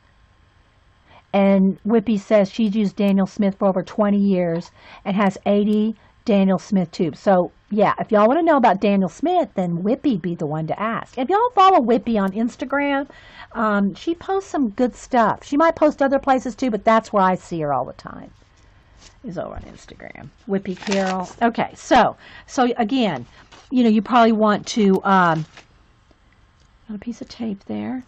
Use your paper cutter, I'm not that particular about it. I'm just going to trim down all the way around fairly close because I'm going to border it with a piece of black cardstock and put it in my binder, right? I'll just trim a little off here because it does have a little bit of an extra border on the bottom because the image goes off the edge. And I'll just trim this down around the edge here. If I don't get it perfectly straight, I can always just put it in the paper cutter. I'm just kind of doing this for you guys right now. Okay.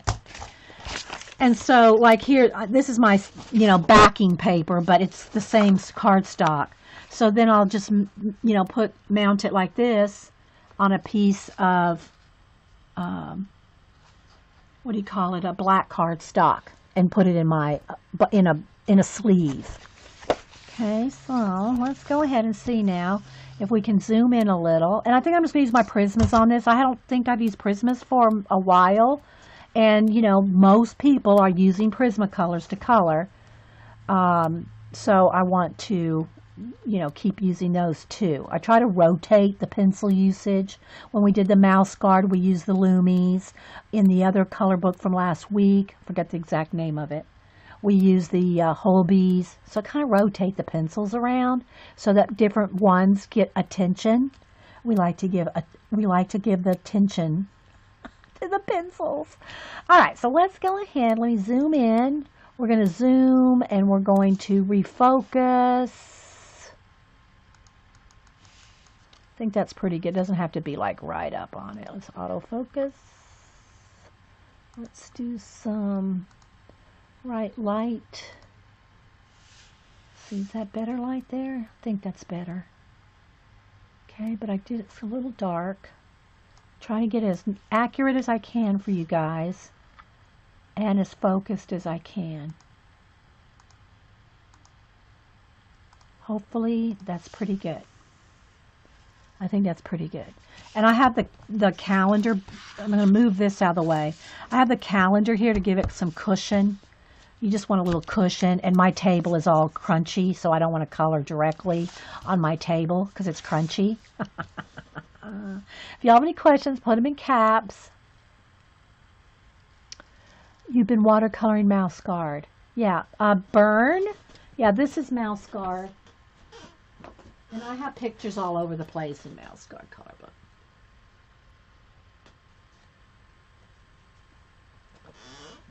Okay.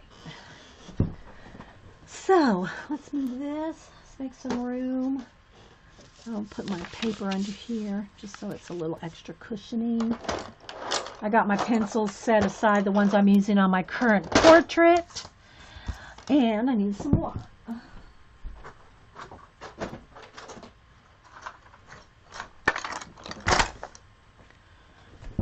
Alright, I'm sitting on Wolfie here. Let's move Wolfie out of the way. Okay. Still got a glare on my screen. I'm trying to tilt it and not be in the way. Alright, so I think I'm going to start with the purple. I'm going to get me a couple shades of purple. I got my little paper here to test out which colors you might want. I'll try to tell you the colors if at all possible. No, I have a dark purple here somewhere because I just used it. We'll do a little ASMR.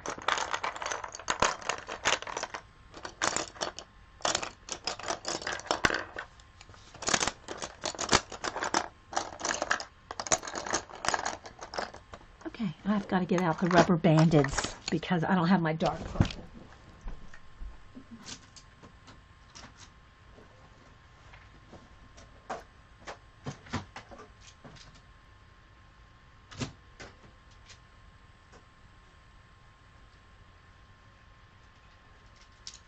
Let's see. Well, this one, violet blue, not dark violet. Is this it? Yeah. Just want violet. Okay, I've got my little pencil sharpener in my little bowl right here. Can you believe they had? Oh, I missed something. Something on the mouse guard scrolled off while I was digging for pencils. All right, let's get a nice sharp point on all of them. I'll tell you the colors that I picked, and this is just for the purple. All right, now I need some for the greens. Let's see. Shh, shh.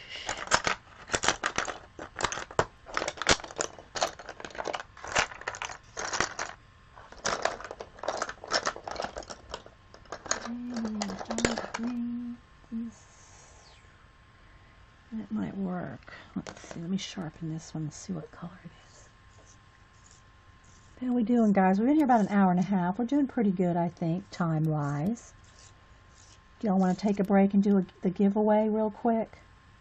The weekly Monday art pack.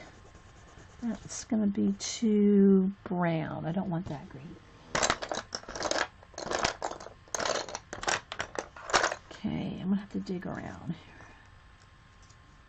here. Oops. Y'all want to do the giveaway real quick? In case people have to leave. Ready to hurt cats, yeah. We call it that, but it's really hurting cats. Well, let me get this one green real quick, guys. I need a dark green. Is this the color green I want? Do I want... Peacock green has a tint of blue to it, but it's also a good green. So maybe those three. We'll go with that for now. Might need a lighter one, though. Let me sharpen this one. Okay, so we'll go with those for now. And I need my black and my white. And some ochres, too. I think I got one ochre in here. Yeah. And I'll need a sienna. I'm going to try to tell you all the colors I'm going to use here in just a minute. It may not be the only colors I use, but I'm starting with these colors anyway. Okay. All right, so how the giveaways work, I'll talk while I'm digging. How the giveaways work is I am going to, when I type in the word go, put in a number between 1 and 100, and then I'll do random.org, and the closest, without going over, one number only. Put one number only, between 1 and 100. And the closest, without going over, is going to get the weekly, these are like Happy Mail that have accumulated. Denise and I put together 42, I think. We put together 40 packs of these. And of old Happy Mail that I'm sharing. I don't know what's in every pack. I just pull a pack. It's taped up. I do one every Monday, and so you get what you get. I don't know what's in each pack. So that being said, if you get a pack and there's an ATC or a postcard or something in there and there's no name on it, don't ask me who sent it because I have no idea. None whatsoever. I don't even know what's in the packs. All right. Let me find my iPad here. So there's the rules. So wait for me to type in. When you see me type in, go. All right, let me find my random.org.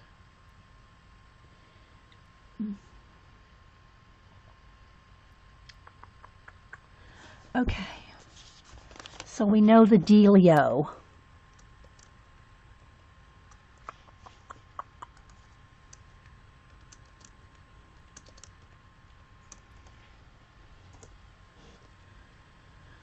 Alrighty. So while everybody's putting in their numbers, I got the random.org right here waiting. So I'll give everybody a minute, and I'm going to start telling y'all the colors while we're putting in numbers. So I have violet. These are all Prismacolor. I have violet. I have, what color is this? I think it's, I don't know if it's light violet, and then lavender. So those are the three purples that I have. The greens I have are dark green, kelp green, chartreuse, and is this chartreuse? No, this is lime leaf, no, lime grass, lime leaf. So those are the greens, and then a black, white, and a goldenrod, which is a yellow ochre. I mean, I have yellow ochre and goldenrods. They're similar. So, okay, so everybody put your number in for the next minute while I'm going to start taking the dark purple.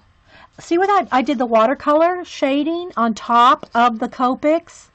Now see how it buckled a little there from over watering. But it almost blended into the Copics. Look at that. It's almost like the Copic took over and soaked up the watercolor. See that, guys? See how it's almost gone? The watercolor, you see a little bit there, but not much. So it's like the Copic alcohol like took the color, the watercolor, because they were similar. I mean, it's not like I put, you know, red on yellow or something like that. Okay, so I think everybody's put in numbers, so I'm going to hit the stop. Get the numbers in. Get your numbers in. If you see numbers going by. It buckled a little, but that's because it was so wet.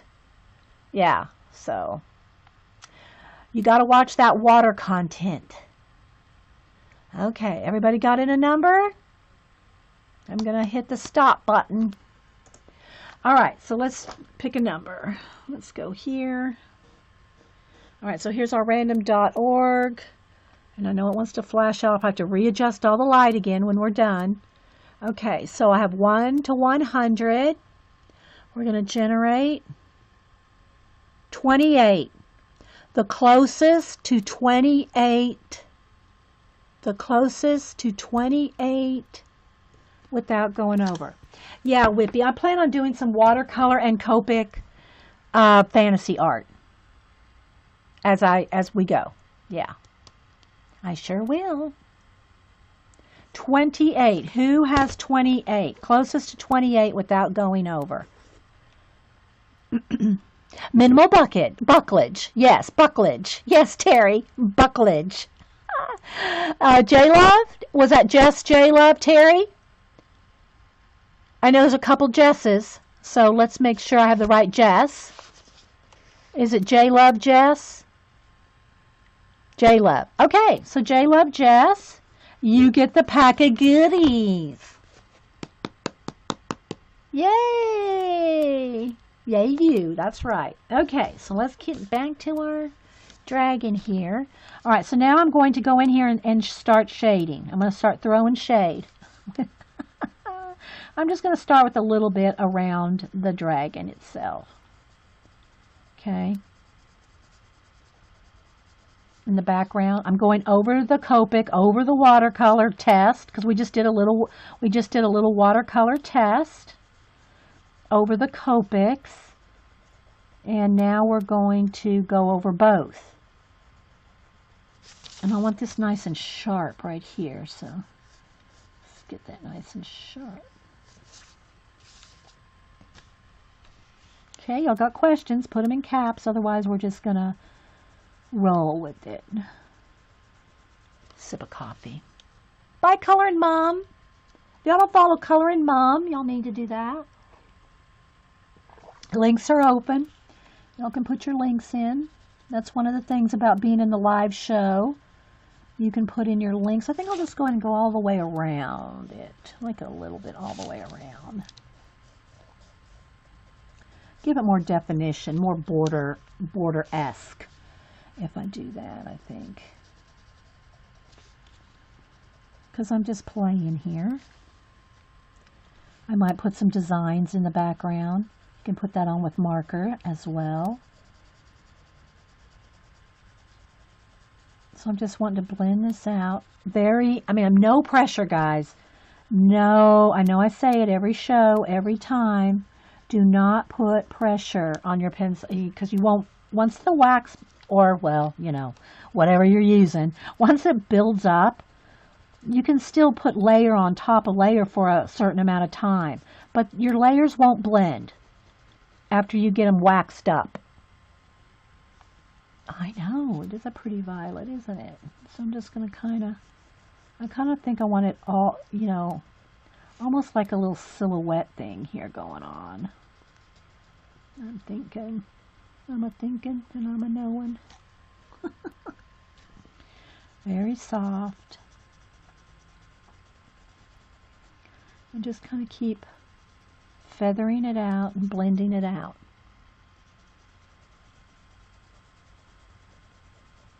I want the darkest right up next to his body. Okay? If y'all have questions, put them in caps. I don't know what Eileen says. I may be in trouble. If I used how old I am, Dee Dee would have to change the 100 numbers. Eileen. Oh my gosh, Eileen. I keep swearing I'm going to call Eileen on a Sunday, just out of the blue. Because, you know, when she was recovering, I'd call her every Sunday. Her mom would answer. And me and her mom would talk about Eileen.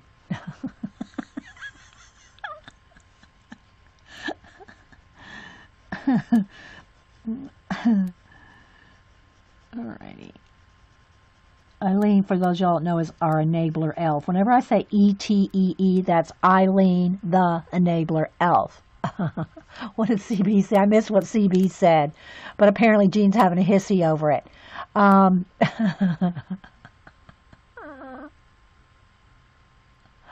You have a new what new color book is that, Melody? AA? I missed the title of that color book. AA? Don't know what one that is. So I'm just going to kind of give it some oomph around his little head here. Night, Marilyn. Sleep well. CB was mad because I said Eileen was older than dirt. Oh my gosh. She's not older than dirt. Not quite.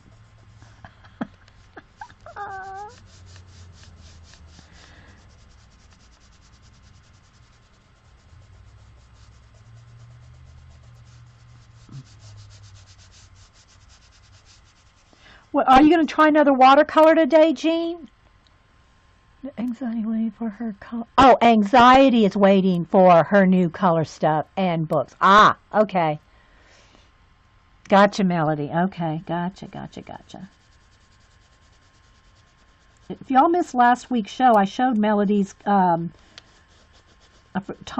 I forget the artist that did the color, but she did an awesome page with the little baby dragon and a color book page. You know, she did the first version, and then we showed how she just added a little bit more, and it really, just adding that a little bit more, Melody, was really good. Have a close-up version. Oh, so you are going to try the Stone Angel again. Okay, Jean. Good luck. I should be there. I should be able to be there at 4. After here, now I've got some stuff to do after this. But I'll try to be there. I'll try to be there, Jean. I have to cook tonight, Jean. I gotta cook. Not too much. I think we're gonna have kielbasa sausage. I fix it the way my mother-in-law showed me. New potatoes, mashed, with the skin still on them. And fried spinach in garlic butter. I think that's what we're having tonight. So, Jean, that's going to take precedent over your stream. How am I linking how am I liking, over the Copics? To me, it's not it's layering. It's just like, it feels just like, it's no different. I mean, I don't even know that it really gives you any more tooth. It's going over just fine, if that's what you mean. A lot of people, Cam loves using Copics, color pencils. Lots of people use color pencils over Copics. Lots. It's not a problem at all to use Prismas over Copics. Okay, I think I need to bring this dark down just a little on this side to kind of keep it kind of balanced with that side.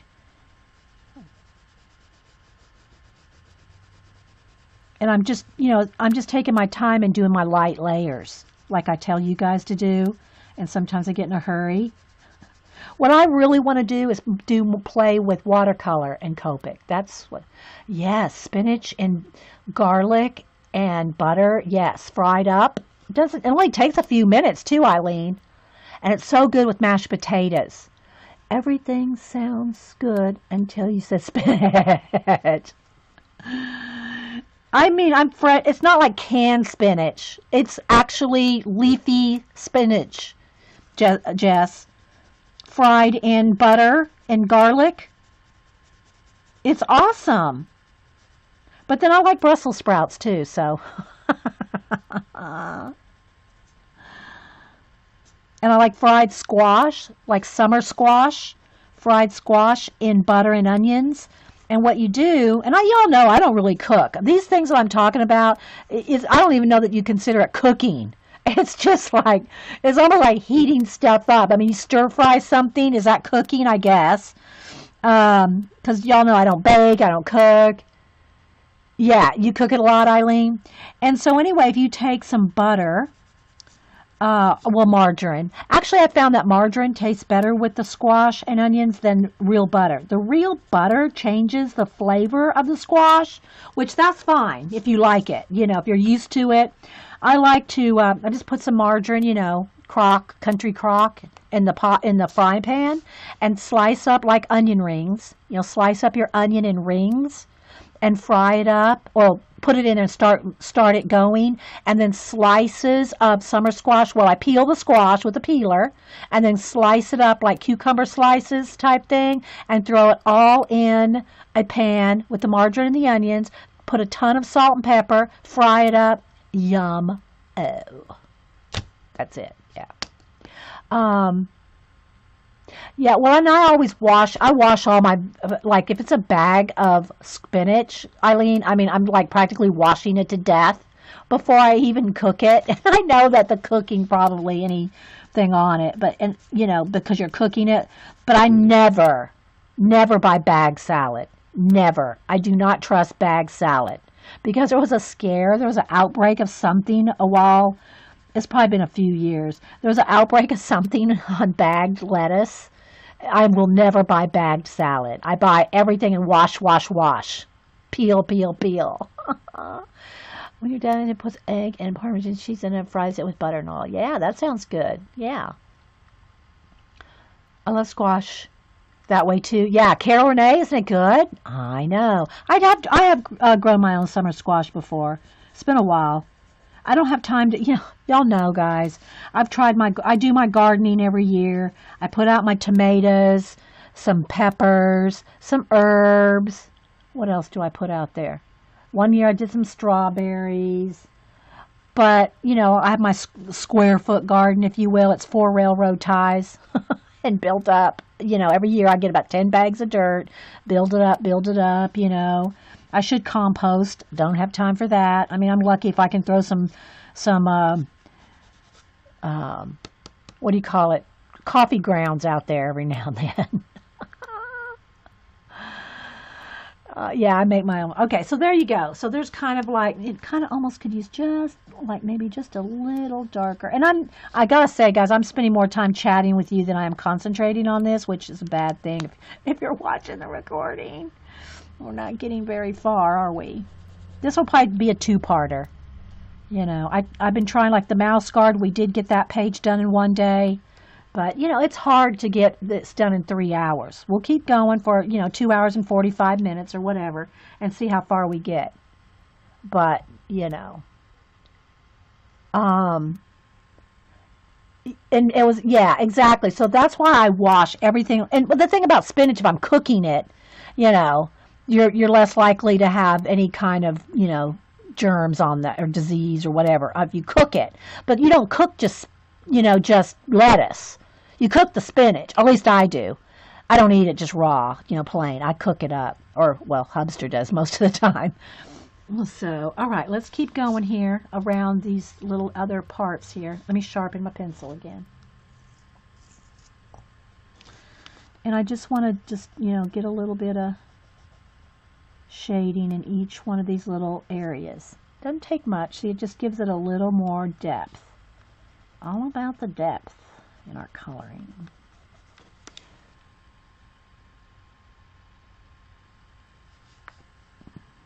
Bye, Charlie. Thanks for stopping in. And all you lurkers out there, thanks for being here. See, I'm just putting a little bit in there, and I'm going to go in there and blend with another shade of purple. Probably this one. But I want to first I want it nice and dark around the dragon itself. We haven't done any scales yet or anything.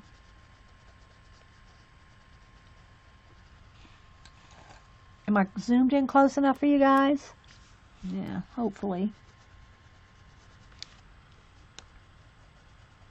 And again, I could have probably, had another Copic color and done this with that. Shaded 2 colors. But I want to get, a little bit more proficient at it before I start, trying too much blending and stuff. And it, just doing a little here and a little there, and y'all can just go learn along with me. Cam's been giving me some tips. He's excited for me to do Copics because he does them, right? He does them, so he's all about Nana doing it too. How do you cook the sausage? Oh, like my mother. Rebecca, well, it's probably nothing fancy, and maybe y'all all do this, so I don't know. But it's just the way she told me to do it, because I used to just like slice it. You get it in the package, right? And I'd take it out of the package, and most, fry it. I would just like cut it in 4. Okay, like here's the sausage. Like the sausage is like in a pack like this, right? And I would like just cut it like this and slice it and fry it. But my mother-in-law boils it first. So she cuts it into, 3 or 4, however much, just sausage length, doesn't slice it. She just cuts it. Puts it in the, and boils it for about 10 minutes. Then takes it out of the boiling water and then slices each one in half and fries it on both sides. And it just tastes so much better. I'm not sure why. I'm not sure why it tastes better than just frying it, but boiling it and frying it, it just tastes better. It's like it brings out the flavors. It has flavor.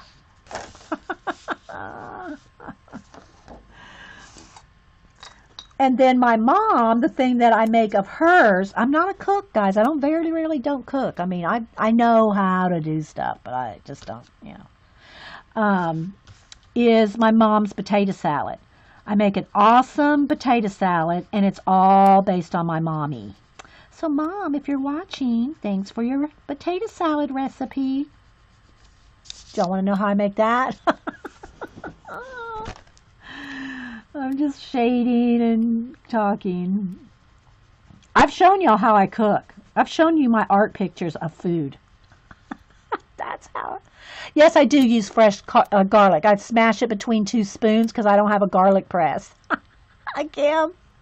I just take 2 spoons and smash it up between 2 spoons. But yes, it is fresh garlic. What did Beloved Ghost, I missed something that BG said. It scrolled off. Oh, wait. Something Terry said, you're never eating again? Ah, Terry, why?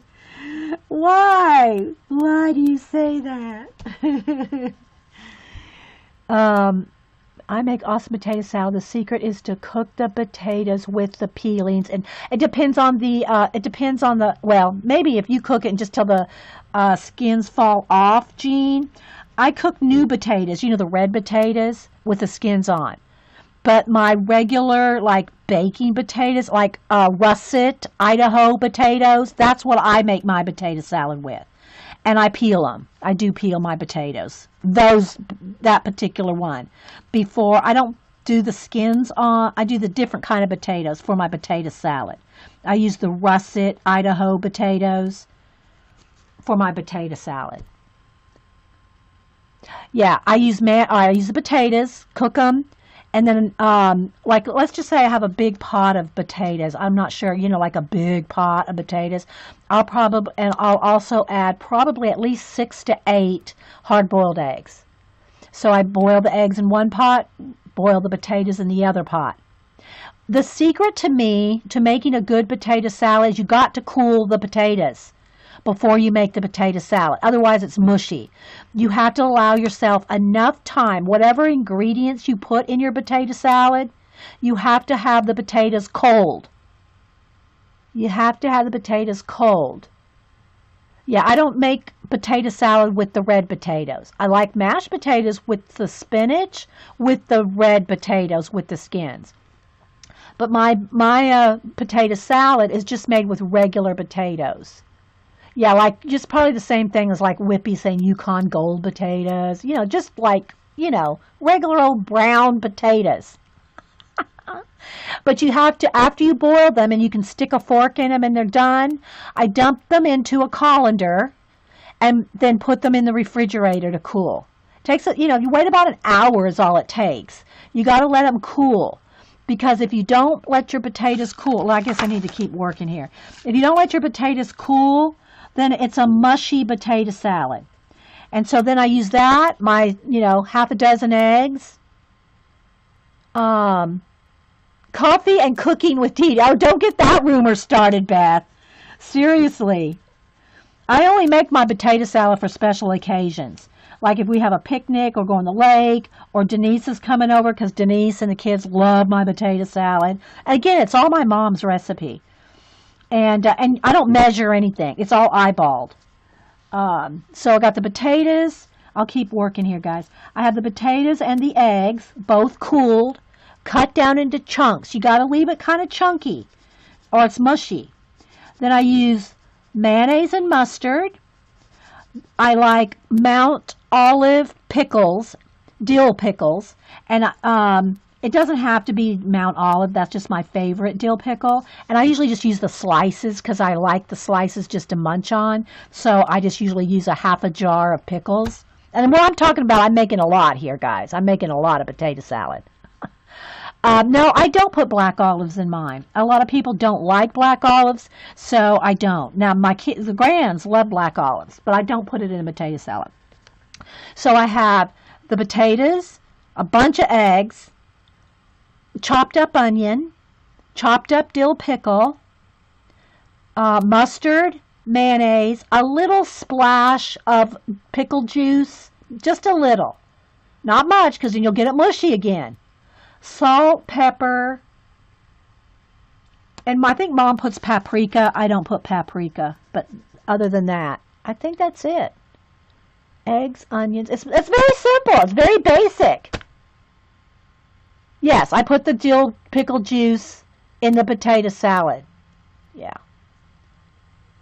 And that's it. It's simple, guys, but it tastes so awesome. I think that mine, I had a little bit more mustard than your average potato salad. So it's the potato salad's a little on the yellow side. And you have that little, and it's just French's mustard. You have that little mustard bite, That's and that's how Mom makes it too. And so that's, yeah, it's nothing to it really, but it's awesome. Tastes great. It's so easy to make.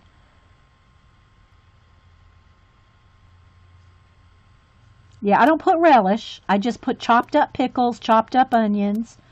I'm trying to think if there was anything else. It seems like there should be, but there's not. Eggs, mayonnaise, mustard, salt, pepper. And again, I don't measure any of this. I eyeball it all. The salt, the pepper, all of it. I just eyeball it, take a taste, and we're good to go. Okay, so I think we got that. All right, so I'm trying to see if there's any dark purple. Okay, so now let me go down here and sharpen my pencil. I'm going to put a little shade in these flowers.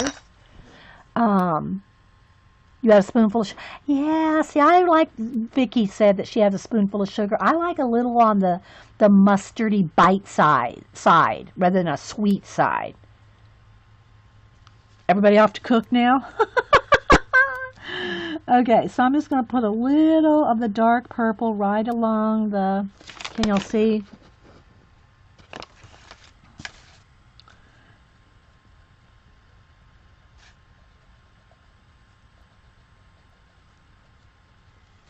See how that makes a difference? Look, see, just that little bit of dark purple there.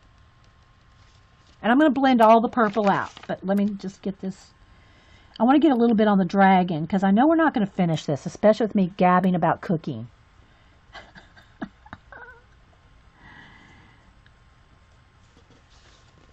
I'm just going to turn it upside down here to get these sides.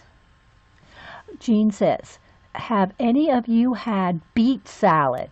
It's mashed potatoes with mayo and finely diced onion and diced beets and rolled off, Jean. I missed the rest. But the answer is no. I don't know anybody in our family that likes beets. I don't know one single person in our family that likes beets. Now you're craving some homemade potatoes. It doesn't take any time at all.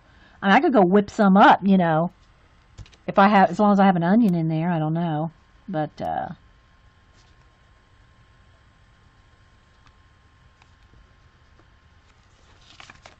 doesn't take long at all.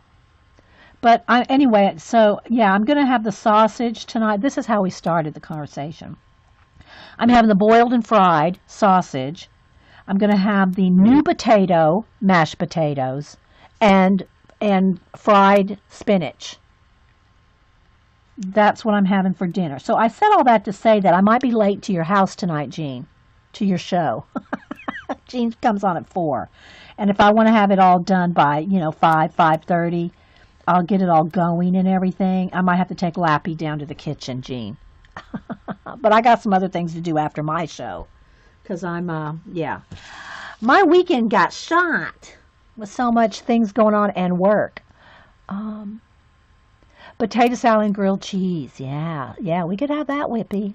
I could whip both those up. But you have to give me 24-hour notice if you want potato salad. Otherwise, you just show up, you're getting grilled cheese and pickles and chips. That's all you're getting. Unless y'all want to go down the street to Chick-fil-A.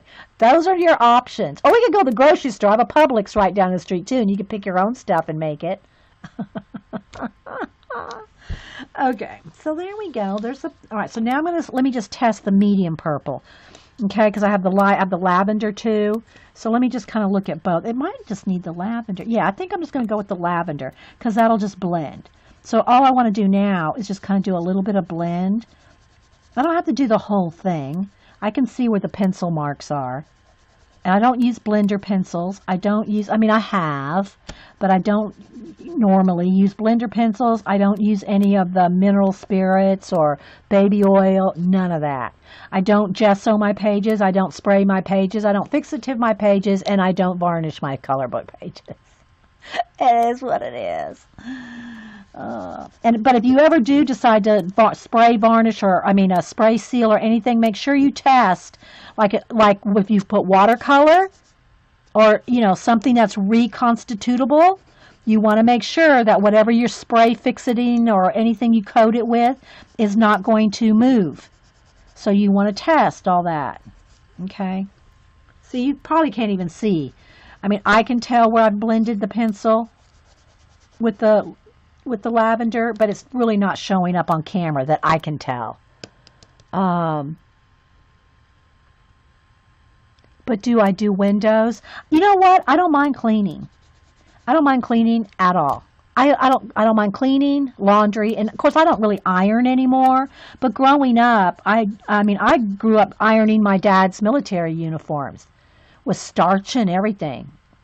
So, I never minded ironing. I would trade ironing with my sisters if they would do the dishes or clean up after dinner.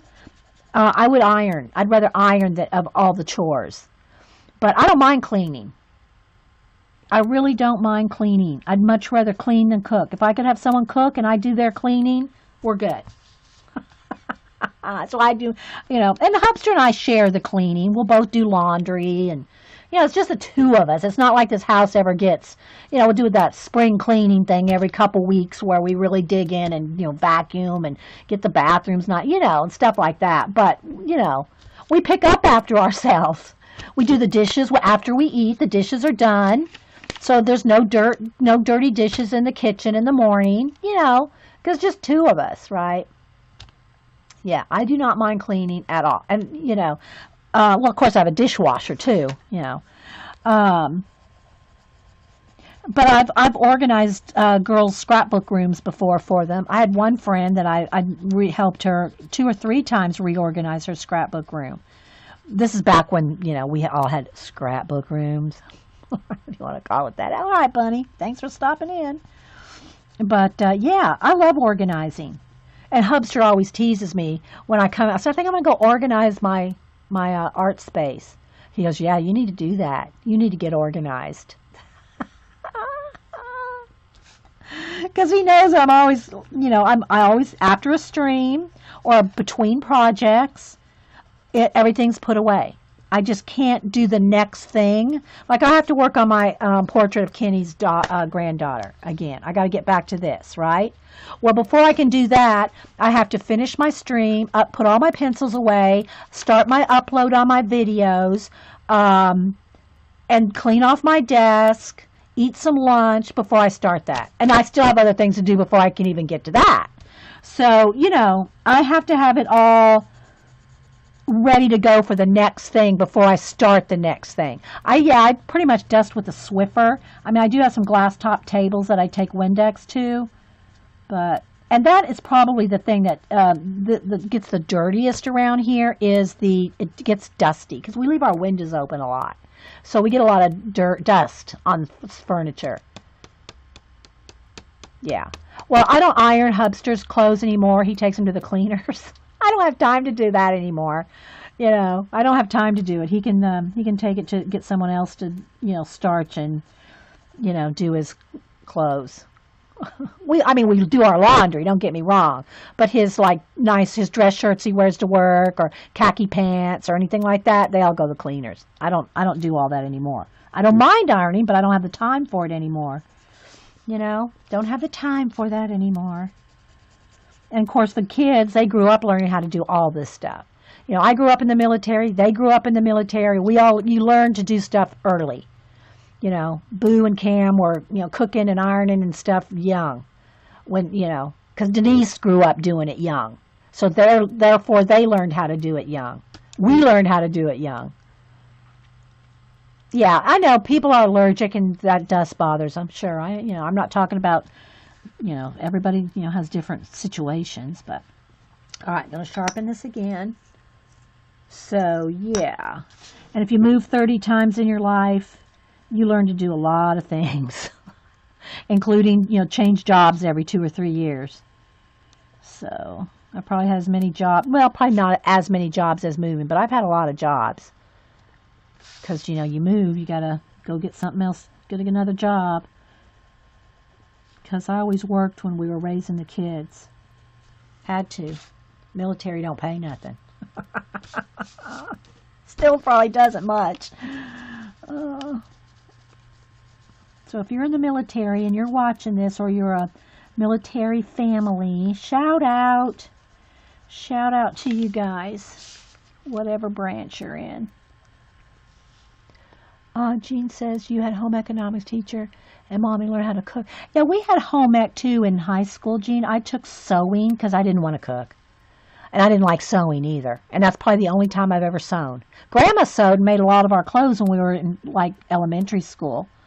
But yeah, didn't like sewing. Never liked sewing. Someone said the other day they use baby wipes to dust and it picks up all the dust and none of it flies. Yeah, I guess you could do that, but it's going to leave streaks of water or stuff on your furniture, on your glass or on your wood or whatever. I guess it maybe use the natural care so it doesn't have scented stuff. I don't know. I guess it depends on your wood, your glass, whatever. Okay. I think I did all those flowers and the purple. So can y'all see here?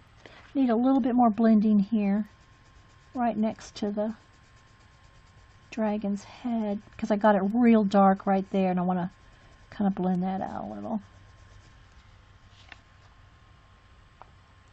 The little flower centers.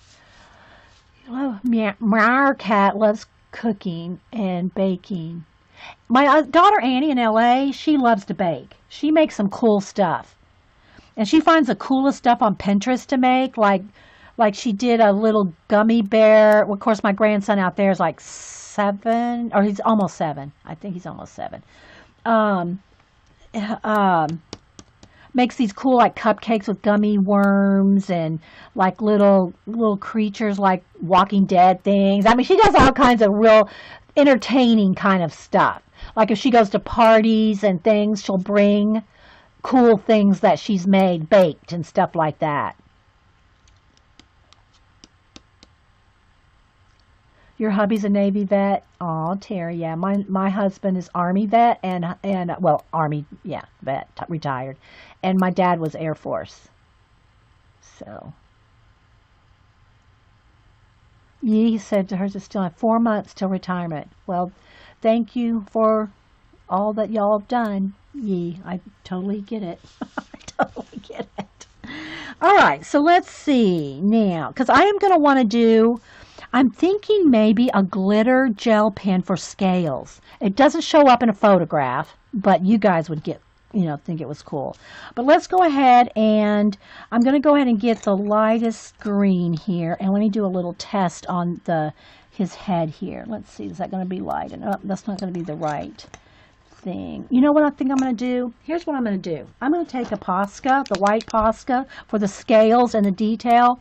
And I'm going to put white Posca, which is just white acrylic paint. And the reason I'm going to use white is because then I can take my light greens, okay, and like just kind of brush over that white dried Posca and have it light. Phoebe says afraid of the sewing machine. Okay, so let's go ahead and do the little light in his eye here. And again, I'm going to go over that with, I'm going to do all this.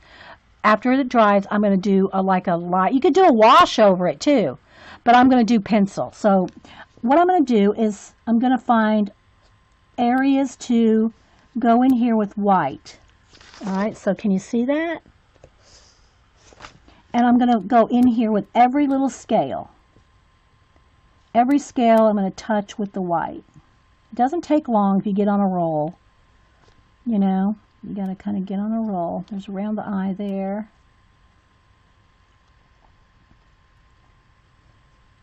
Because what this will do, and we're going to also, we can add some more dark green as well.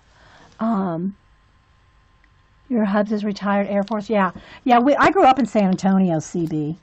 Yeah.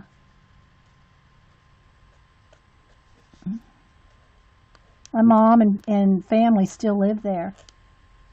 Still live in San Antonio. And I have an aunt and uncle in my home state, but we grew up in San Antonio. Little kids, I mean, Since then, I've moved all over, but yeah. Mare has a sewing machine. Can't identify any of the parts. Are there proper names? Me either, Mare. I mean, I would watch...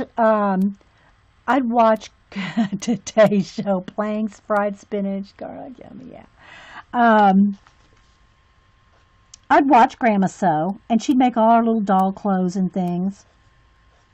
But, and our clothes when we were in, elementary school. I didn't mind sitting watching her sew, but I had really no desire. So I was arting, right? Reading and arting. Those were my hobbies. And I like swimming. I did like swimming. Diving. I did some diving. Had no fear. I would just dive. I would do flips off the high dives and all that stuff.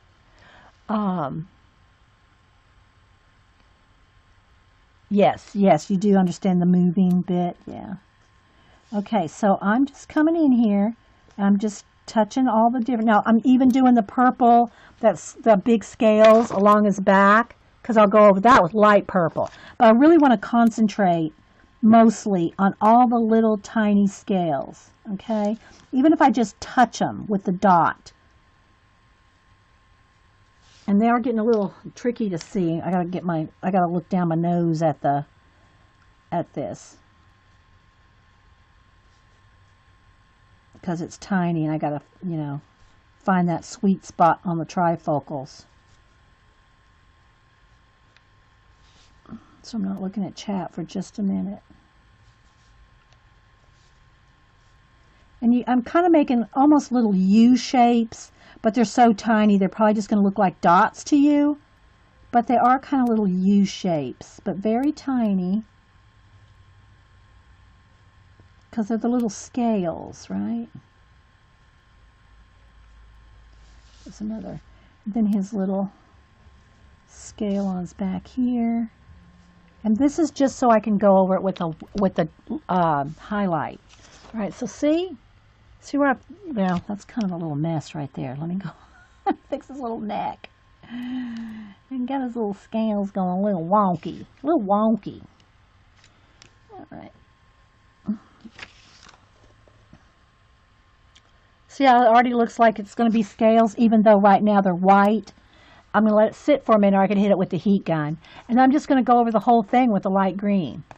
Well, not rub it down, because I'm going to have dark in there too, but I'll put the dark after that. Well, not quite pointillism, but yeah. What size is the Posca? It is, I think it's not the finest one according to Jean. Jean has all kinds of ones. 7? I think it's 7 millimeter. It's so tiny. Let me get where's my, yeah, 0.7.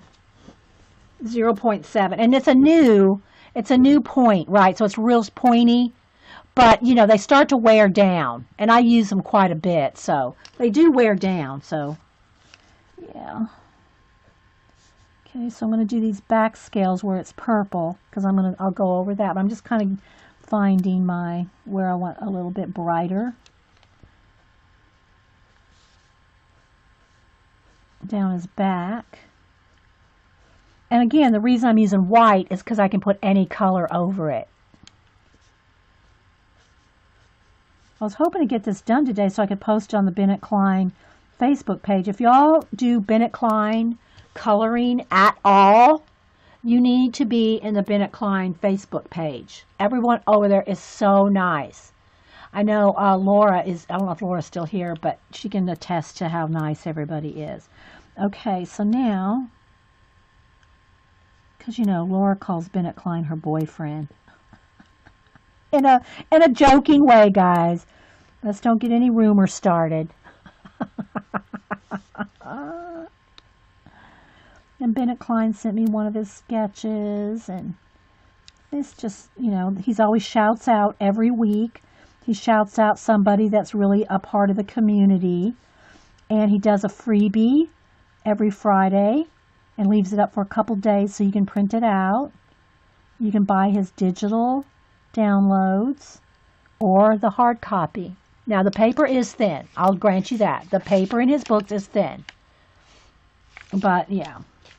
So, don't get it thinking it's going to be some like watercolor paper, people. Because it's not. It's thin. But because he does the digital downloads and all that, you know, you can print it out on any kind of paper you want, if that's an issue. I tried to color it right off directly off the page. Although, like I said earlier, I am going to, let me find this way here. I am going to print off one on craft cardstock and color it all in black and white. Only black and white pencil on craft cardstock. So when I go fire up the printer later today, I will print off one or two and on craft cardstock and color it in black and white only. Now, I don't know that I'll film it. I might have to just do that, like, you know, after I go to bed and I got a black and white pencil in my hand or something. We'll see. But, yeah. Your virtual boyfriend, yeah. I know Carol Renee's in the group. Who else here? Can y'all, let's give Bennett Klein a shout out. So anybody here that's, we have over 100 people. So anybody that's here that's in the Bennett Klein sketchbook on, Color My Sketchbook on Facebook, his group, let me know and we'll shout out. Just say me. Carol Renee, Laura, which is Anxiety Art Adventures. Y'all need to follow her on YouTube. Anxiety Art Adventures. Who else here? I think Bunny, aren't you? Bunny, aren't you in it?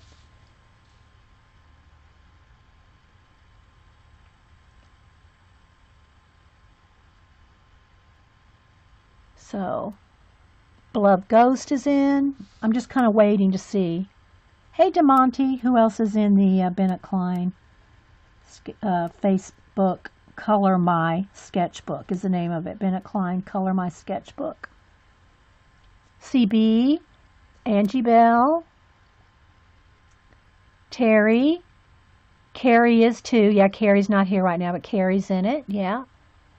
I know Carrie will comment. She's so nice to everybody. Our I Carrie love. Terry A, Kathy Kberg, Dragonfly 8, Marie Lavie. Some of y'all are naming people that are in his group that aren't here today.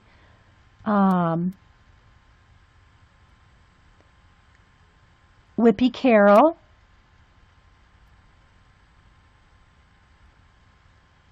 What happened, Jean? Did I miss something? I saw something about your storm. And that's all I saw. The other... Oh, yeah, okay. Mountain Dreamer Teresa, Miss Kim Smith, Crafting Amy, Yee, Barb W. So almost everybody here is in it that colors. Yeah, Little P is in. Almost everybody here that colors is in the Bennett Klein Facebook group. Suzanne says she's in it, but she hasn't submitted anything. Well, girl, and you may, you know, it does. No, it's no kidding, guys. It does take a while to color these Bennett Kleins.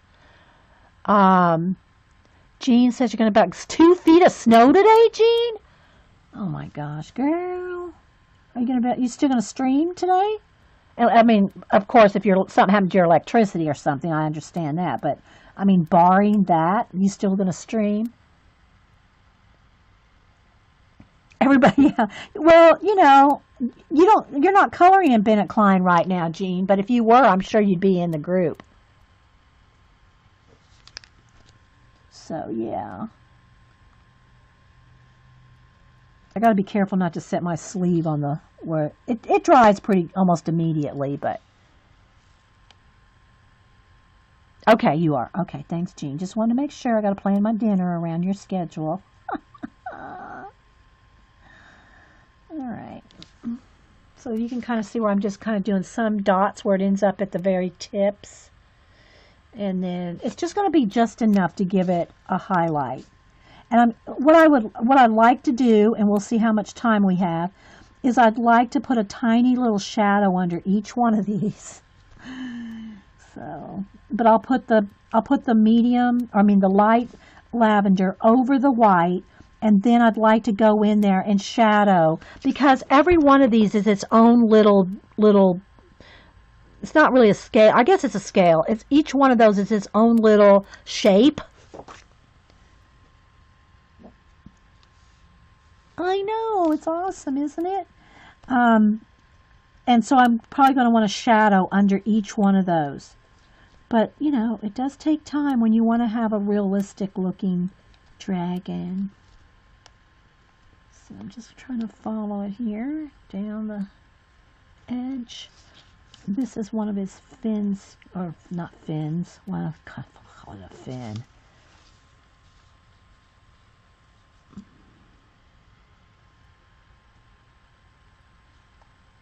Thanks, guys. We're getting there. It's slow going when you got tiny bits, right? All right, so I'm going to put a little bit of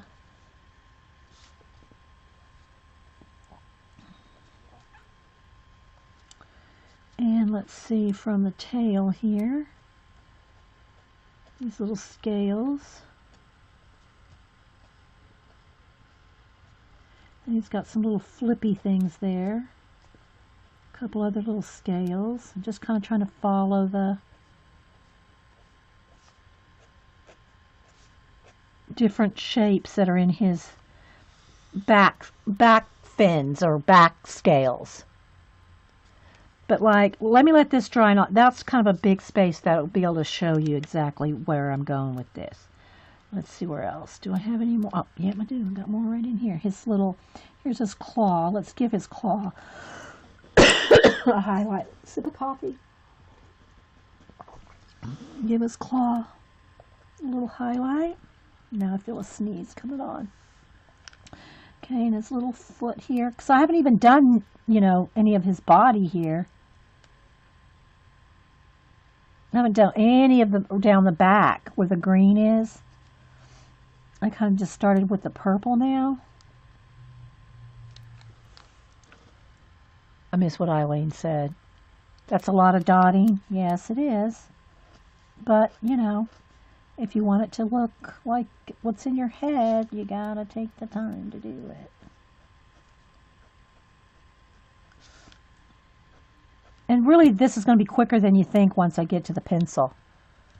You know, I mean, not that it has to be fast. I mean, you know.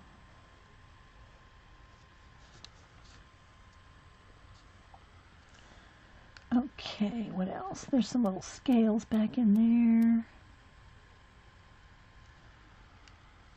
there. I haven't even done any of these big scales yet. Know what I mean, Vern?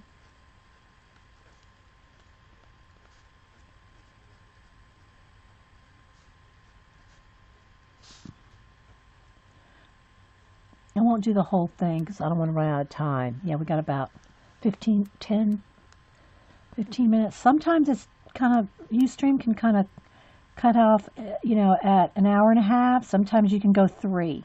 I don't know what deciding factor is. I mean, I can start another part. That's not a problem. But in one segment, you can have between 2.5 to 3 hours. But you never know exactly. It's like, got to be on your toes. Yeah. Well, the white Posca, I'm going over the white Posca in a minute with pencil. So it's not going to be white for long. But it helps you, it brings it out, right? So I still got all these tiny little scales here. Very tiny. I got to look down the bridge of my nose and find that focus spot there. All right, I won't go down the whole body here because this is going to take a while. By a while, I mean probably 5 minutes, but... All right, what else? Okay, I think I got enough here to give you the idea, right? It's the idea. Do you prefer the acrylic washes or the watercolor washes? You know, it doesn't really matter. I like them both. It doesn't, you know, I don't know that it's this, to me it's almost exactly the same, to tell you the truth. You have to be less careful about your translucency with watercolor. If you use acrylics, you just got to make sure they're watered down enough that you still see through it, right? But the feel of it with the pencil on top, it's almost, I can't really tell a difference. Maybe there's a tiny, there's a little bit more tooth with acrylic. There is. But it's not so noticeable in a color book page. It's just really not that different. I think you can just use whichever. All right, so now what I'm going to do, oh wait, did I miss some little scales here in the wing.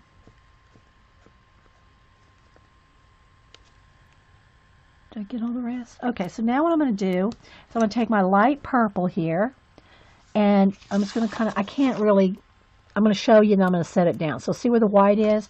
So now what I'm going to do, let me sharpen my pencil. And it's best if you kind of just go over each one rather than just color the whole thing.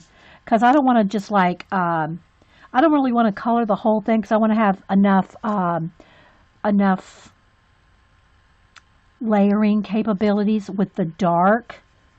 So I'm just going to kind of almost like color over each dot.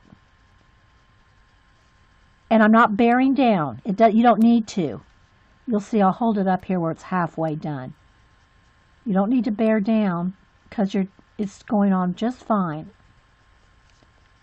Okay, so I'm going to do a couple little areas of the wing here. All right, so let's see if you can see the difference. See how far I've gone right to there, and then there it's white. It's very subtle. Okay, it's very subtle. But it's just not white. It's purple. Light purple instead of white. But to get that bright purple like that, that's why I put the white Posca down. Okay, let's go a couple of this.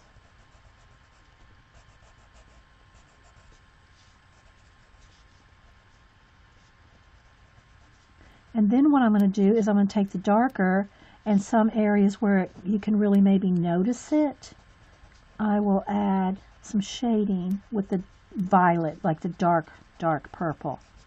And I'll do the same exact thing with a light and dark green. Because the mid-tone is what we got already on there. I hope I'm making sense. All right, so let's see if you can see. See where that's now purple here? All right, so see where there's purple and there's white. See the difference? Here's white. Here's it with the purple on top. See the difference? Here I got the purple here, and I'm going to do some green for you in a minute. All right, so now what I'm going to do is take the violet, the dark purple, okay, and I'm going to put a little bit of shadow under each one that I can get into. And you got to have a nice sharp pencil to do this, because you're going to kind of flick it in there, flicking some shadows. And I keep turning my pencil to keep a sharp edge.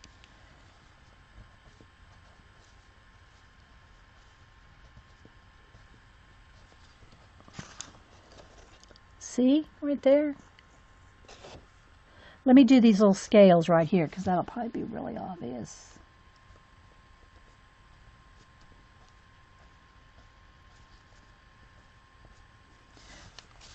But you probably want to do the white and go over the white before you put the shadows in. And I'll tell you why, because if you put the shadows in first and then try to go on, you might be just kind of smearing it in. You might lose that bright. You might lose your bright white that has the layer over it if you start going over it.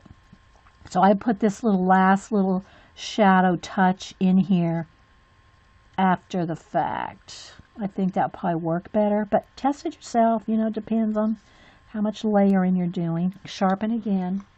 Nice sharp pencil, because I want you to see the difference between the two here. Oops, see, I was trying to get too sharp.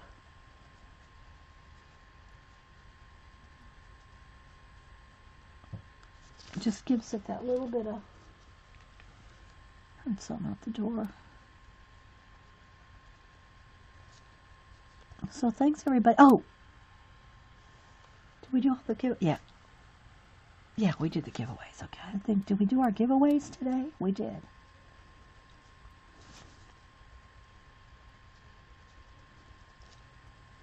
So thanks everybody for being here. If you're watching the recording on YouTube, thanks for watching over there. And all you guys here in the live chat. Just find a couple more dark bits. All right, so let's see if you can tell the difference. All right, so here's just with white. Well, here's with just white. Here's with the over the top with the lavender, and then in between with the dark. Can you see? Maybe it's better that right there.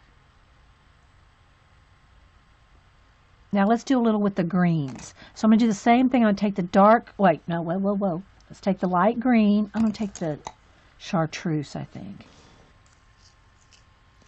And I'm going to do this, oh, hang on guys. Did I get it sharpened?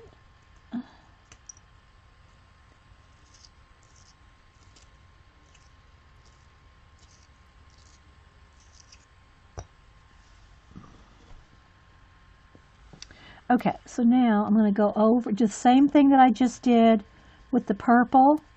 I'm going to do the same thing on top of the green scales. And just going over each little white scale thing here.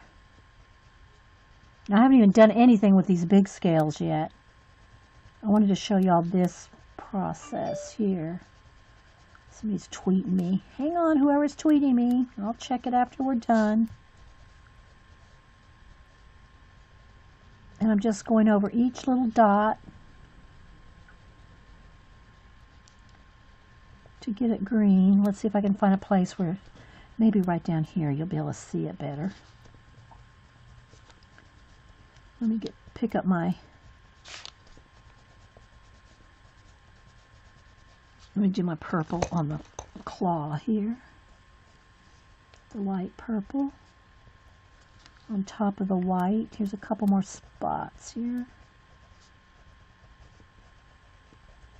that I missed. Back to the green. All right, so there. See? And now I can go in there with the dark green and start like maybe under that wing it's a little extra dark. And then just kind of roll it out between the scales here. It's very tiny. You got to have a, you know, sharp pencil in a minute. Sharp pencil in a minute.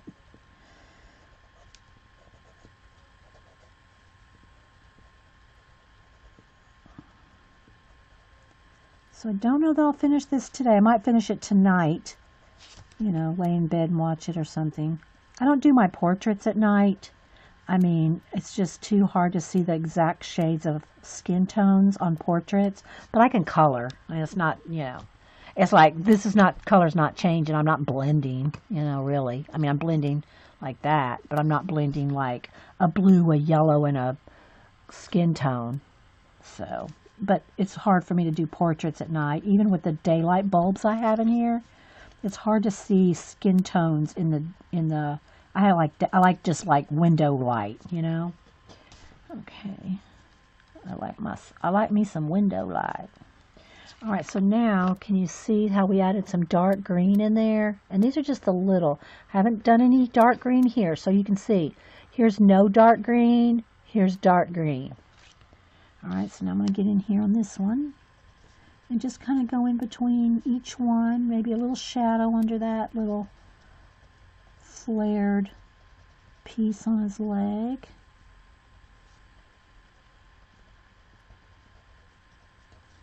But I want to get back on my little cutest little girl. Well, I say cutest, but no one's cuter than mine. In my, you know, if you're the Nana, no grandchild is as cute as yours. But she's cutie. What I'm working on.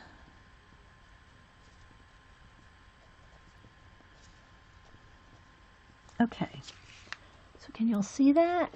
See the little foot there? And if you get some that looks a little too bright, take your darker green and knock it back. You know? If you get some white dots that look like they're just really still too bright, you know, you can go in there and start shading back. Now that you got your dark in there, you don't have to worry about losing that. So, shade around there, maybe a little under that one. So now I'm just kind of going in here with the dark green over the areas of the dragon that are green. Adding a little bit more shading here and there. Can y'all see? I mean, I like it. Honestly, not going to be for everybody. But I like the dramatic effect of it. And I think when the whole dragon is done, that's going to look really cool, you know? What do y'all think? So let me just go ahead and test real quick on the yellow ochre. Here I'm going to do a little shading on the little, I know there's little cone, pine cone, pineapple. You know, it's kind of like, I don't know what those called. It's not, I don't think it's a leaf. Maybe they're called leaves. The little cone things. Whether it's a pine cone or a pineapple. So just doing a little bit of shading in there. Can y'all see? Yeah, you can see the difference. See the difference between that and that? See how much richer and more depth that is? You're loving the green and the purple. Thanks there, Jess. Is it Jess or Laura? Yeah, Jess. So now I'm just going to maybe a little shadow under the, where the little edges are there.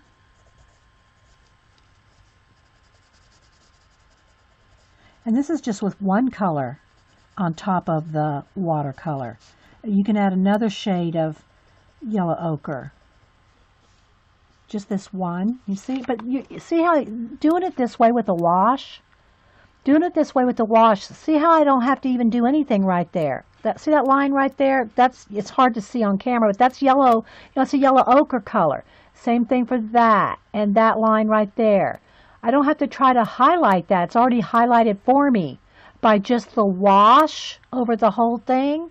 So now I just got to go in there and shade under each one of those little leaves, if you will. And it doesn't take any time at all. You go back in there with a secondary shadow, a secondary color to make it even darker.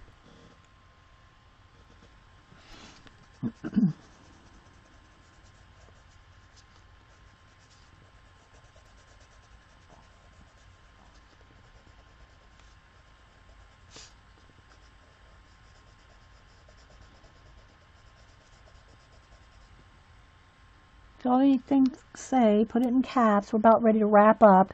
And if the recording does stop while I'm working, I thank you again if you're watching on YouTube for watching the recordings.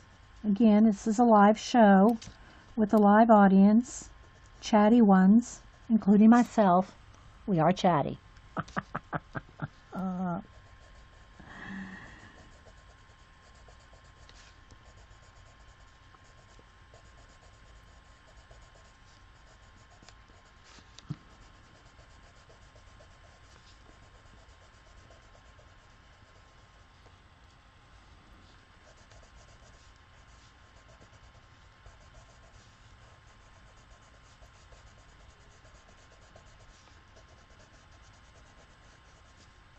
But it's got some tooth to it from the watercolor. So I'm not working on like slick paper, you know. Hey Diane, thanks for being here. You know, just that little bit of watercolor or acrylic, whatever you use to put a wash on with, it gives it enough tooth that your pencil's not like sliding like it would on just a piece of cardstock. It just has enough of a little grain, if you will, a little tooth, that you're able to really, you know, work it. Work it, girl, work it.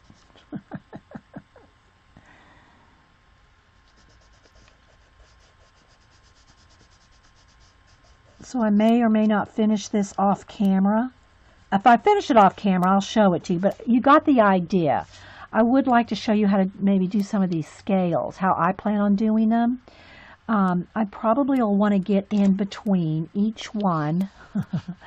I'm going to want to get a little bit of shadow every place that they connect. I'm just going to kind of touch. Just a little bit. So every place they touch, I'm going to put a little, and along the edge here too. I'll show you I want to do a few for you just so you know, in case I do go ahead and finish this off camera. You can kind of see where I'm going with it. Well, I doubt if I'll finish it off camera. I still got to do the borders and all that, so it'll probably be a little bit worked on during another show, but we'll see. All right, so I'm going to just kind of get in there, in between. It'll get blended out even more. It's not going to be a harsh line, but I just want you to kind of see how you can get in there with the dark. Because these are big enough where I'll just go in here with some pencil, I think. If it got too dull, I could go in there again with Posca if I needed to. But these bigger scales, I think I can manage some shading. Okay, so see, here's without anything but the wash. See, I'm starting to go in there and start shadowing in between the scales. Just a little touch. Just a little touch in there. All right, now let's see how, if I take my lightest green here. Yeah, see, it's not quite, I think I'm going to go with a white. But I can go over the white. Yeah, because this has got color, you know, a wash on it, you can go over the top with your pencil. I'll show you here in a minute. Let's see. So I'm just going to put a little highlight on each one. And some of the tiny, tiny ones, it's hard to even get in there with the pencil. That you might need to get in there with a Posca. But I think I can get in there pretty well. So I'm just putting a little white on each one, because I'm going to kind of shade a circle almost. Just imagine, you know, kind of shading around it, because I think that'll make it pop out. You could shade it like if the sun was hitting it a certain way, but I'm just going to do each one. And I haven't got those. All right, so, all right, let's see if I can show you this real quick, because I think we're about to run out of time. All right, so see how I put some white?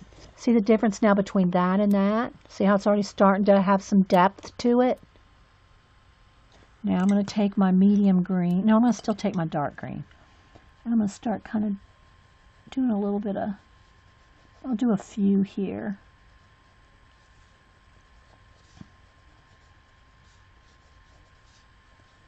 Because I think this is going to look cool when I go blend it with the medium green.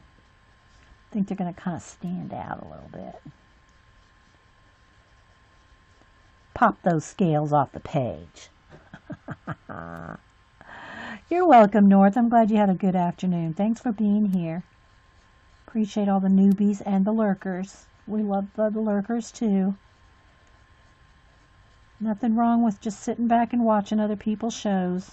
I do it occasionally. I try to be a little bit in the chats.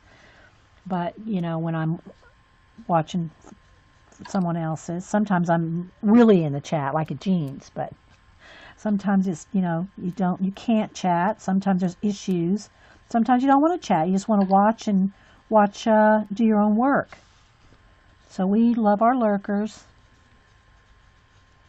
We'd love for you to not be a lurker so we could, you know, meet you and grill you. I mean, ask you polite questions.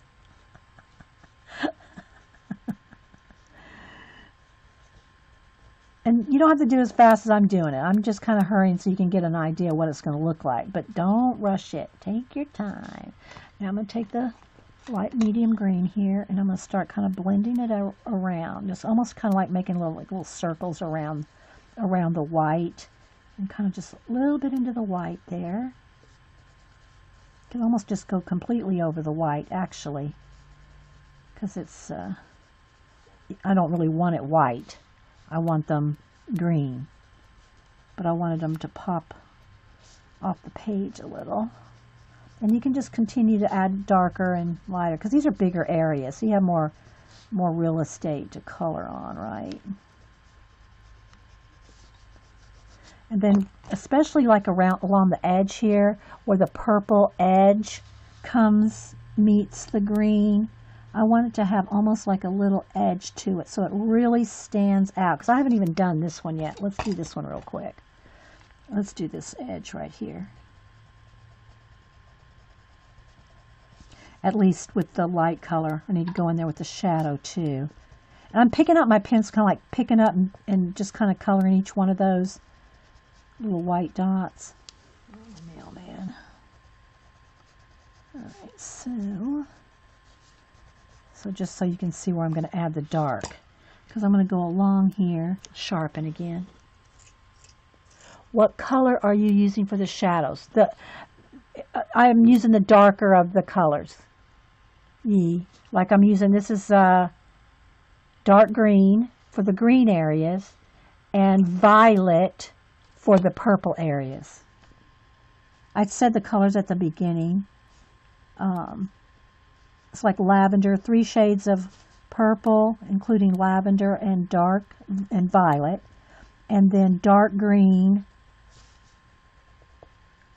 chartreuse, I think lime or something. So both the top and the bottom here. And if you don't feel like you can get in there with a sharp pencil, maybe that's where you need to, get in there with a gel pen or a pen, or even you could probably even get in there with your bullet tip Crayola markers. But remember, those are water-based. So if you do go in there with some of your water-based markers, just remember that that's on there and it can reconstitute and get wet again. So just be aware.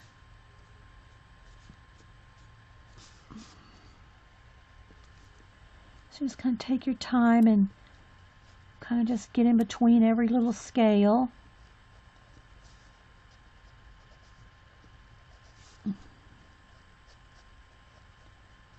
I'm getting hungry. What time is it? It's almost 12. We're getting ready to, we're at a 2:47. So I think I'll just go ahead and stop this, guys. And thank everybody for being here. Okay, so here we go. This is what it looks like with just the wash. This is what it looks like with, and again, I know the colors are probably a little, and you can go in there and you could even do some little, like, roughness to it. Like maybe some of these larger ones, put a little extra texture on them like that, and kind of blend that in, just to give it a little bit more, I don't know, texture. See, you could go in there with do the odd texturing. Do the odd texturing here and there on top of everything, just to give it some more texture. Well, they are kind of look like rocks, yeah. That's kind of what the scales look like to me. That's what they look like. I just want them to have a lot of depth. You just do your own thing. Do your own thing. If you don't like them like this, work out a solution. You can do it. I like the way that looks, though. They look bumpy. Kind of like, how a troll looks? Yeah, everybody's seen a troll, right? You know how bumpy the trolls look? That's kind of the look I wanted, I didn't just want them flat. I didn't just want them flat scales. If you wanted to overlap them, though, okay, if you want them to look like they were overlapping, let me show you that, okay?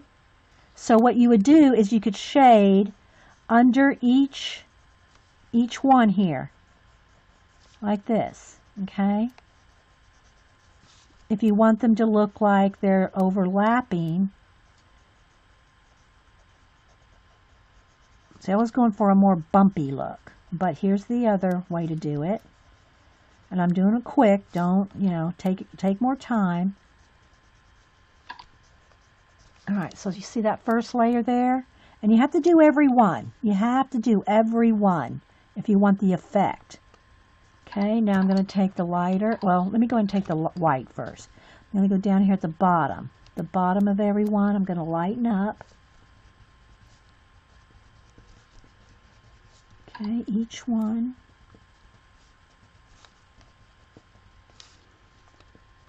Okay, I'm only doing this little section here, right? All right, now I'm going to take the medium green and kind of blend I need a little bit more. I need to take my green down just a little with light pressure so that I can have something to blend with. So you can do this kind of scale. Now, see what you have.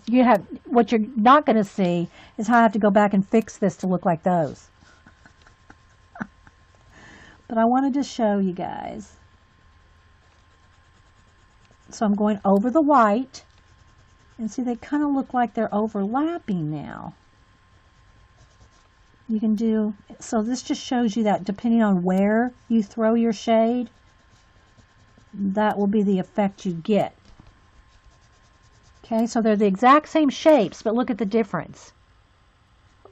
The difference in, see? So just with the same colors, but just where you put your shading, there's your difference. From this to this. Exact same shapes. They're this shape, exact same shape. But if you shade this way or you shade this way, this is what you get. See?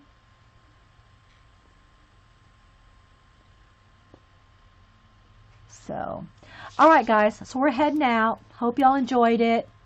We got lots more to do. Maybe I'll try to save it. Ugh. I save so many pages for the next time. And sometimes it's a couple weeks before we get back to it.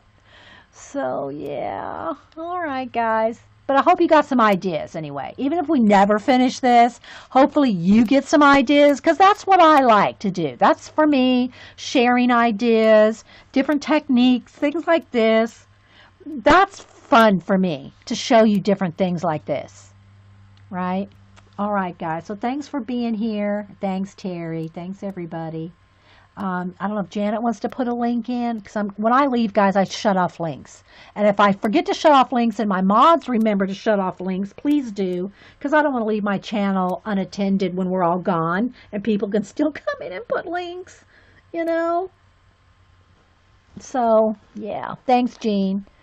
So, yeah, if anybody wants to put in links, Jean, if you want to put in your link, thanks, Fran. Janet can put in her link, or anybody else wants to put in their link before we head out. And, yeah, so thanks for being here, guys. And then she wanted me to do a picture of her and her husband. And they have a thing in their family where there's a certain clock that means something to them. And what they do is they always take photographs in front of the clock. Hey, Jean. They take photographs in front of the clock on the, is it the date they got engaged or the date they got married? I forget which it is. And they do it by the time on the clock. So this was she and her husband. This is the mom and her husband. So this was what there. Let's see if I can get it to there. It's, well, they're on Facebook. But anyway, so she had hired me to do them. Then when Mitch got married, the Gold Rush Mitch, she wanted me to do Mitch and his wife. So that's the one I just finished. Don't know if you're going to, and you're not seeing the colors, guys, because you know this paper is tan, right?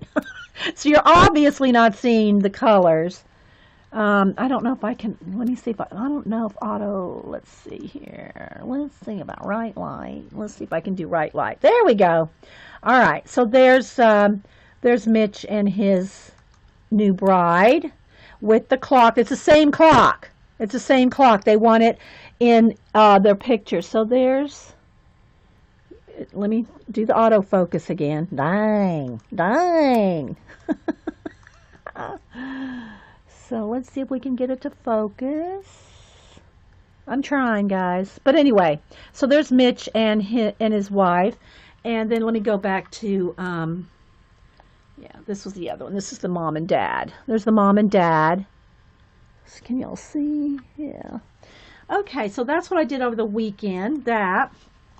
And I have the autofocus on, so if it starts zooming, let me know and I'll turn that off.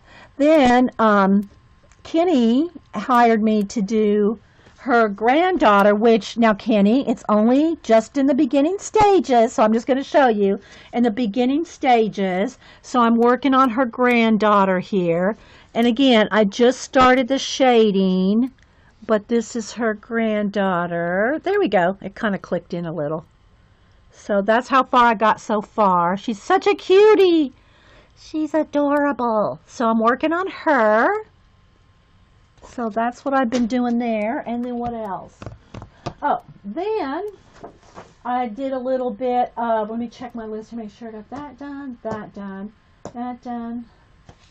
So I know, isn't she cute? And then I got my Copic folder with all my different paper testing and all this stuff that I squeezed in a few minutes during the weekend. And I did a couple little tests with just 3 of the papers. I still have to do some, all the cardstock. I know, there's a lag, guys. Y'all are just now saying how cute she is. Yeah.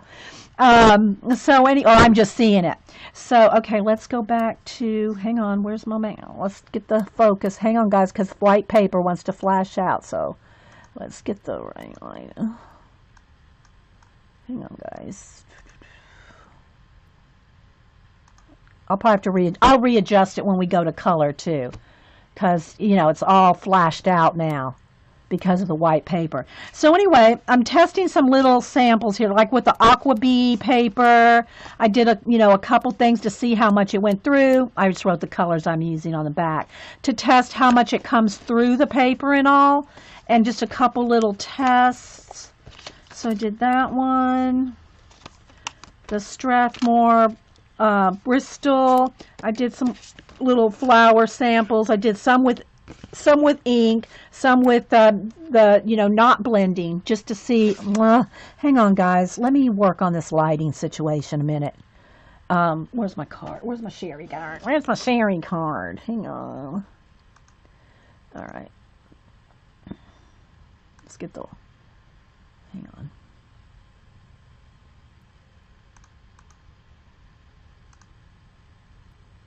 Wants to focus. Hang on, guys, because I have white. Okay, hang on. I got to go back to this to get to get it back. This one has a pattern in it, which the grayscales, you just color it one color and you got the pattern showing through. And then this one. Yeah.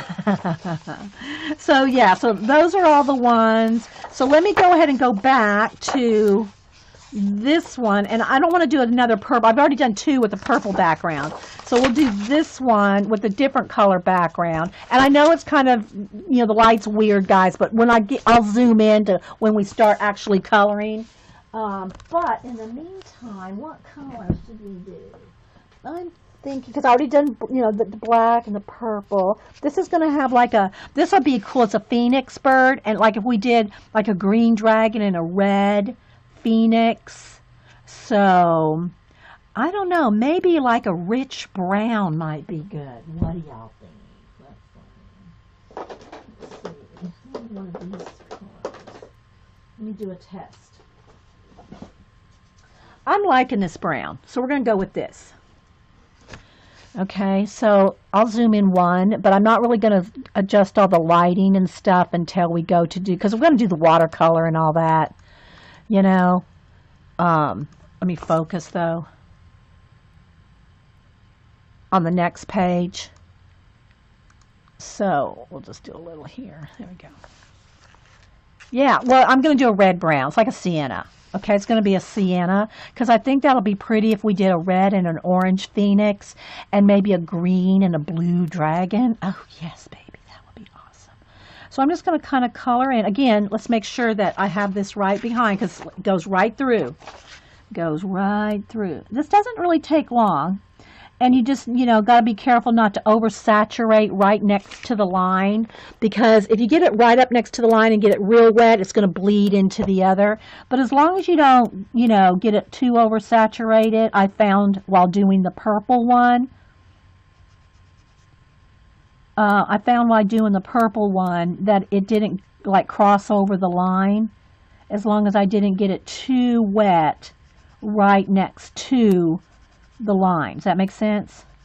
And again, guys, I'm not used to using Copic, so bear with me as we learn together. as we learn together. If y'all have any questions, put them in caps.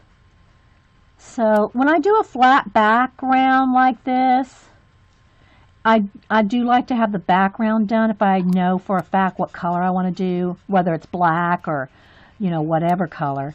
I like to do the background because it kind of gets it situated how you want to go from there. Just watch and see if I've got any questions or anything. Green dragons are happy. We proved that in the university. Okay, Anita? I'm sure there's a story behind that. Green dragons being happy. Yeah. I mean, you know, you can color them pink, purple, blue, yellow, any color you want, right?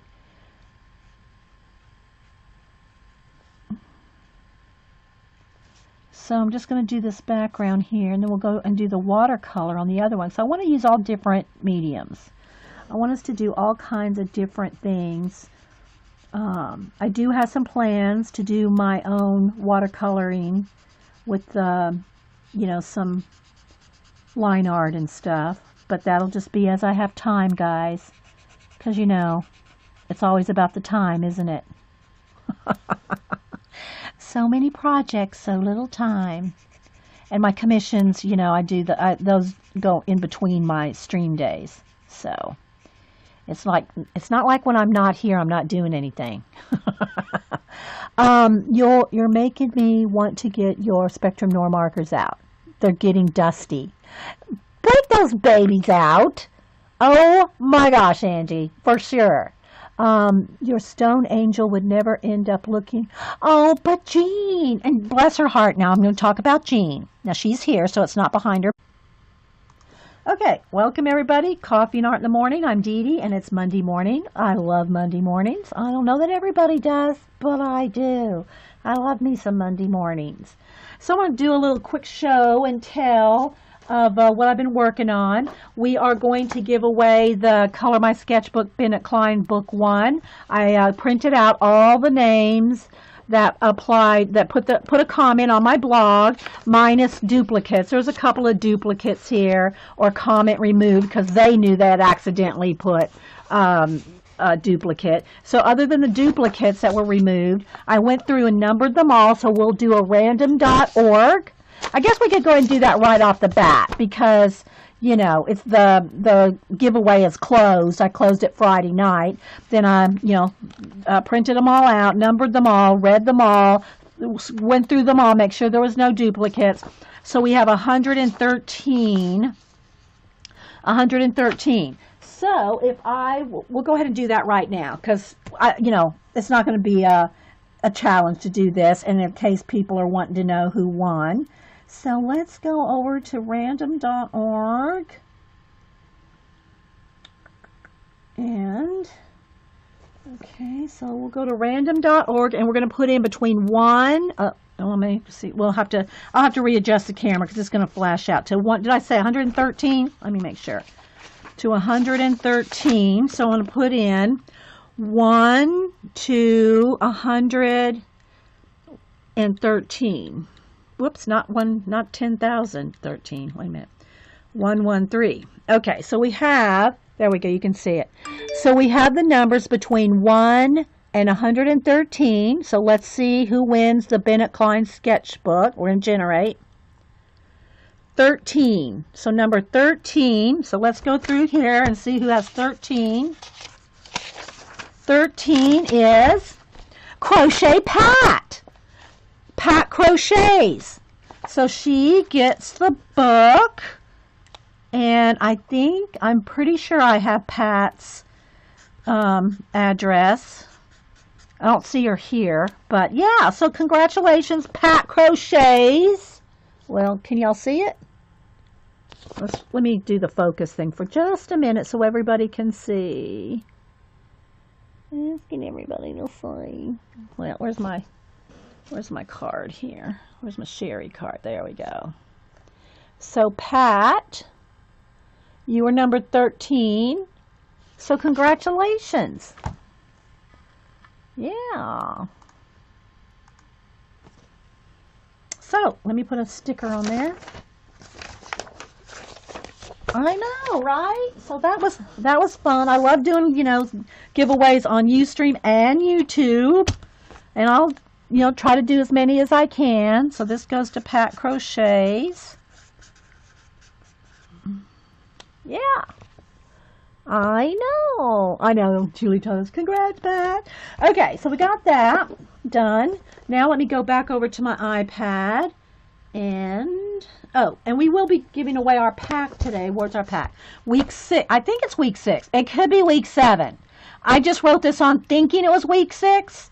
I'm pretty sure it's week 6. It doesn't really matter what week it is. I'm giving one away every Monday. So we'll see who gets that in a little bit. So, yeah, so let's go over to my pictures. Y'all have any questions, put them in caps.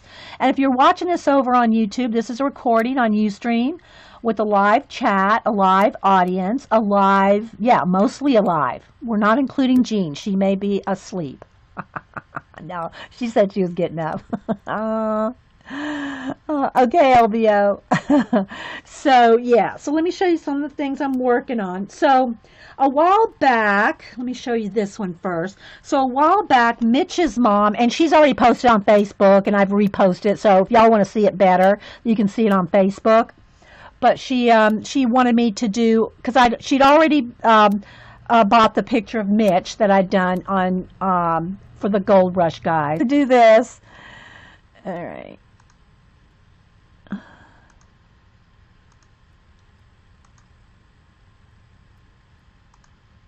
Okay, now it's probably going to be really flashed out. Yeah. Sorry, guys. Every time you put something white in front of the camera, it messes it up. So I got to continuously adjust the lighting. Okay, we'll leave this right here. Okay, so then with the Strathmore, the Strathmore Bristol, I did, oh my gosh, it flashed out again. Oh, sorry, guys. Anyway, it's just a couple little samples. Here's where I blended the markers. Sorry, the flash out, oh my gosh.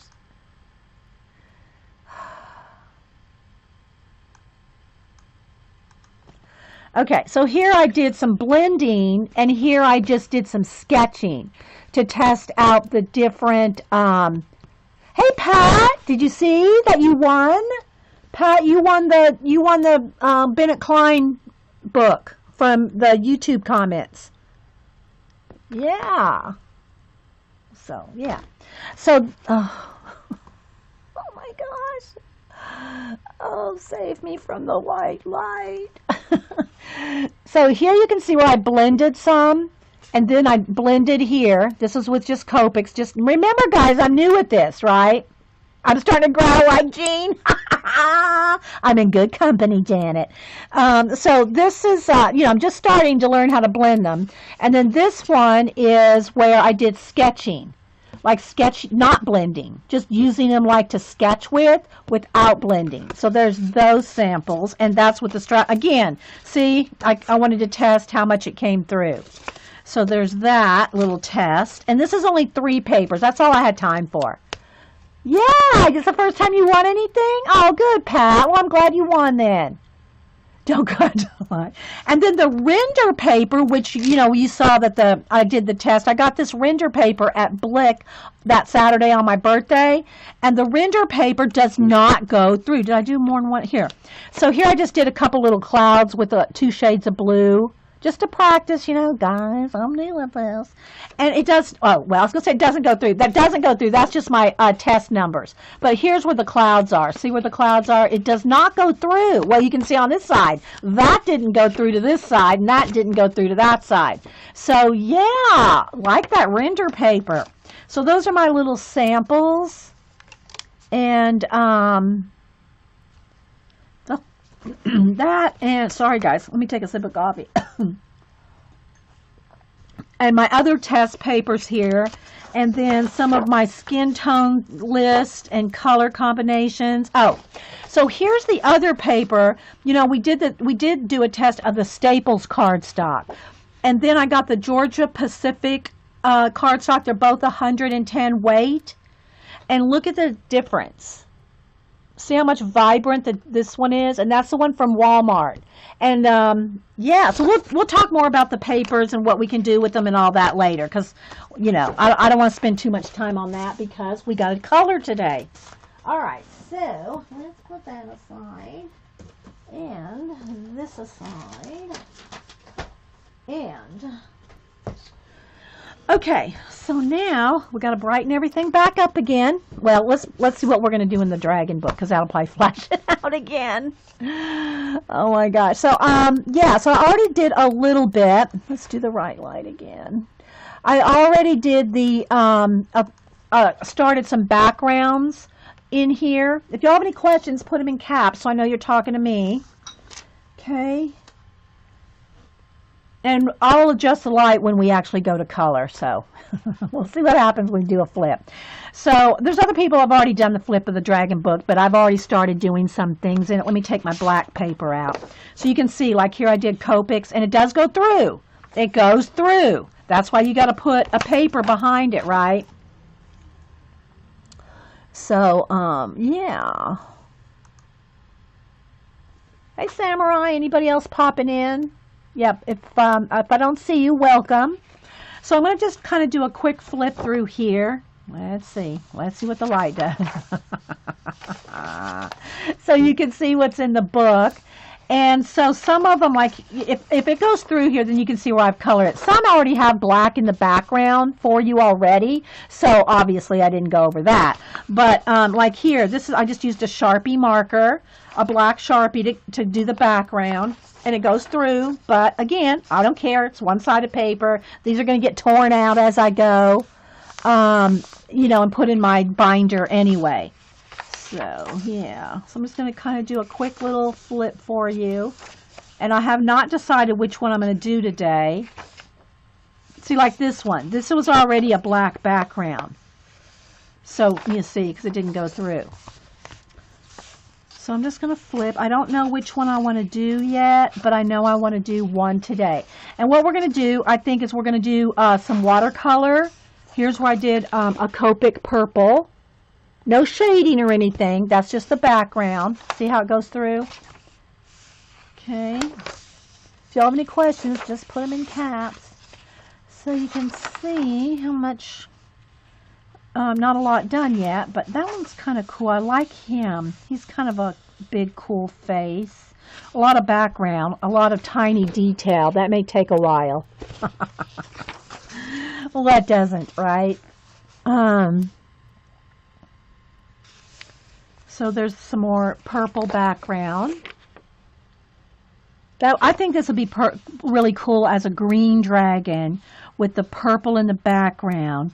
And some kind, I think it's kind of supposed to be a type of pine cone or something that he's sitting on, or some kind of flower. But I think that would be cool with a yellow ochre, a green, like an olive green leaf maybe, or maybe an orange. Maybe a yellow, flowery pineapple pine cone thing. I think it's probably a pineapple.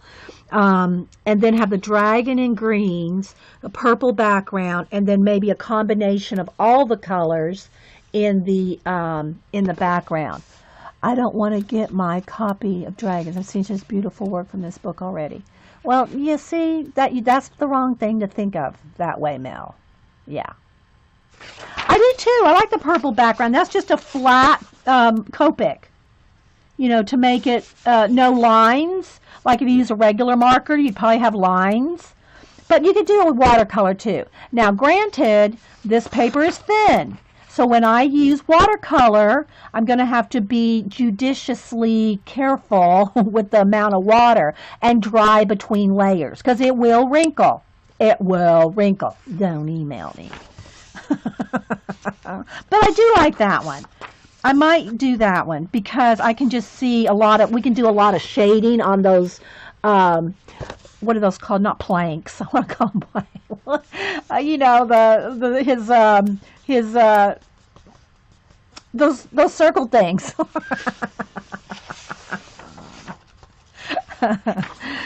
And again, I'll go ahead, maybe I'll color this one with the Copic just so you can see.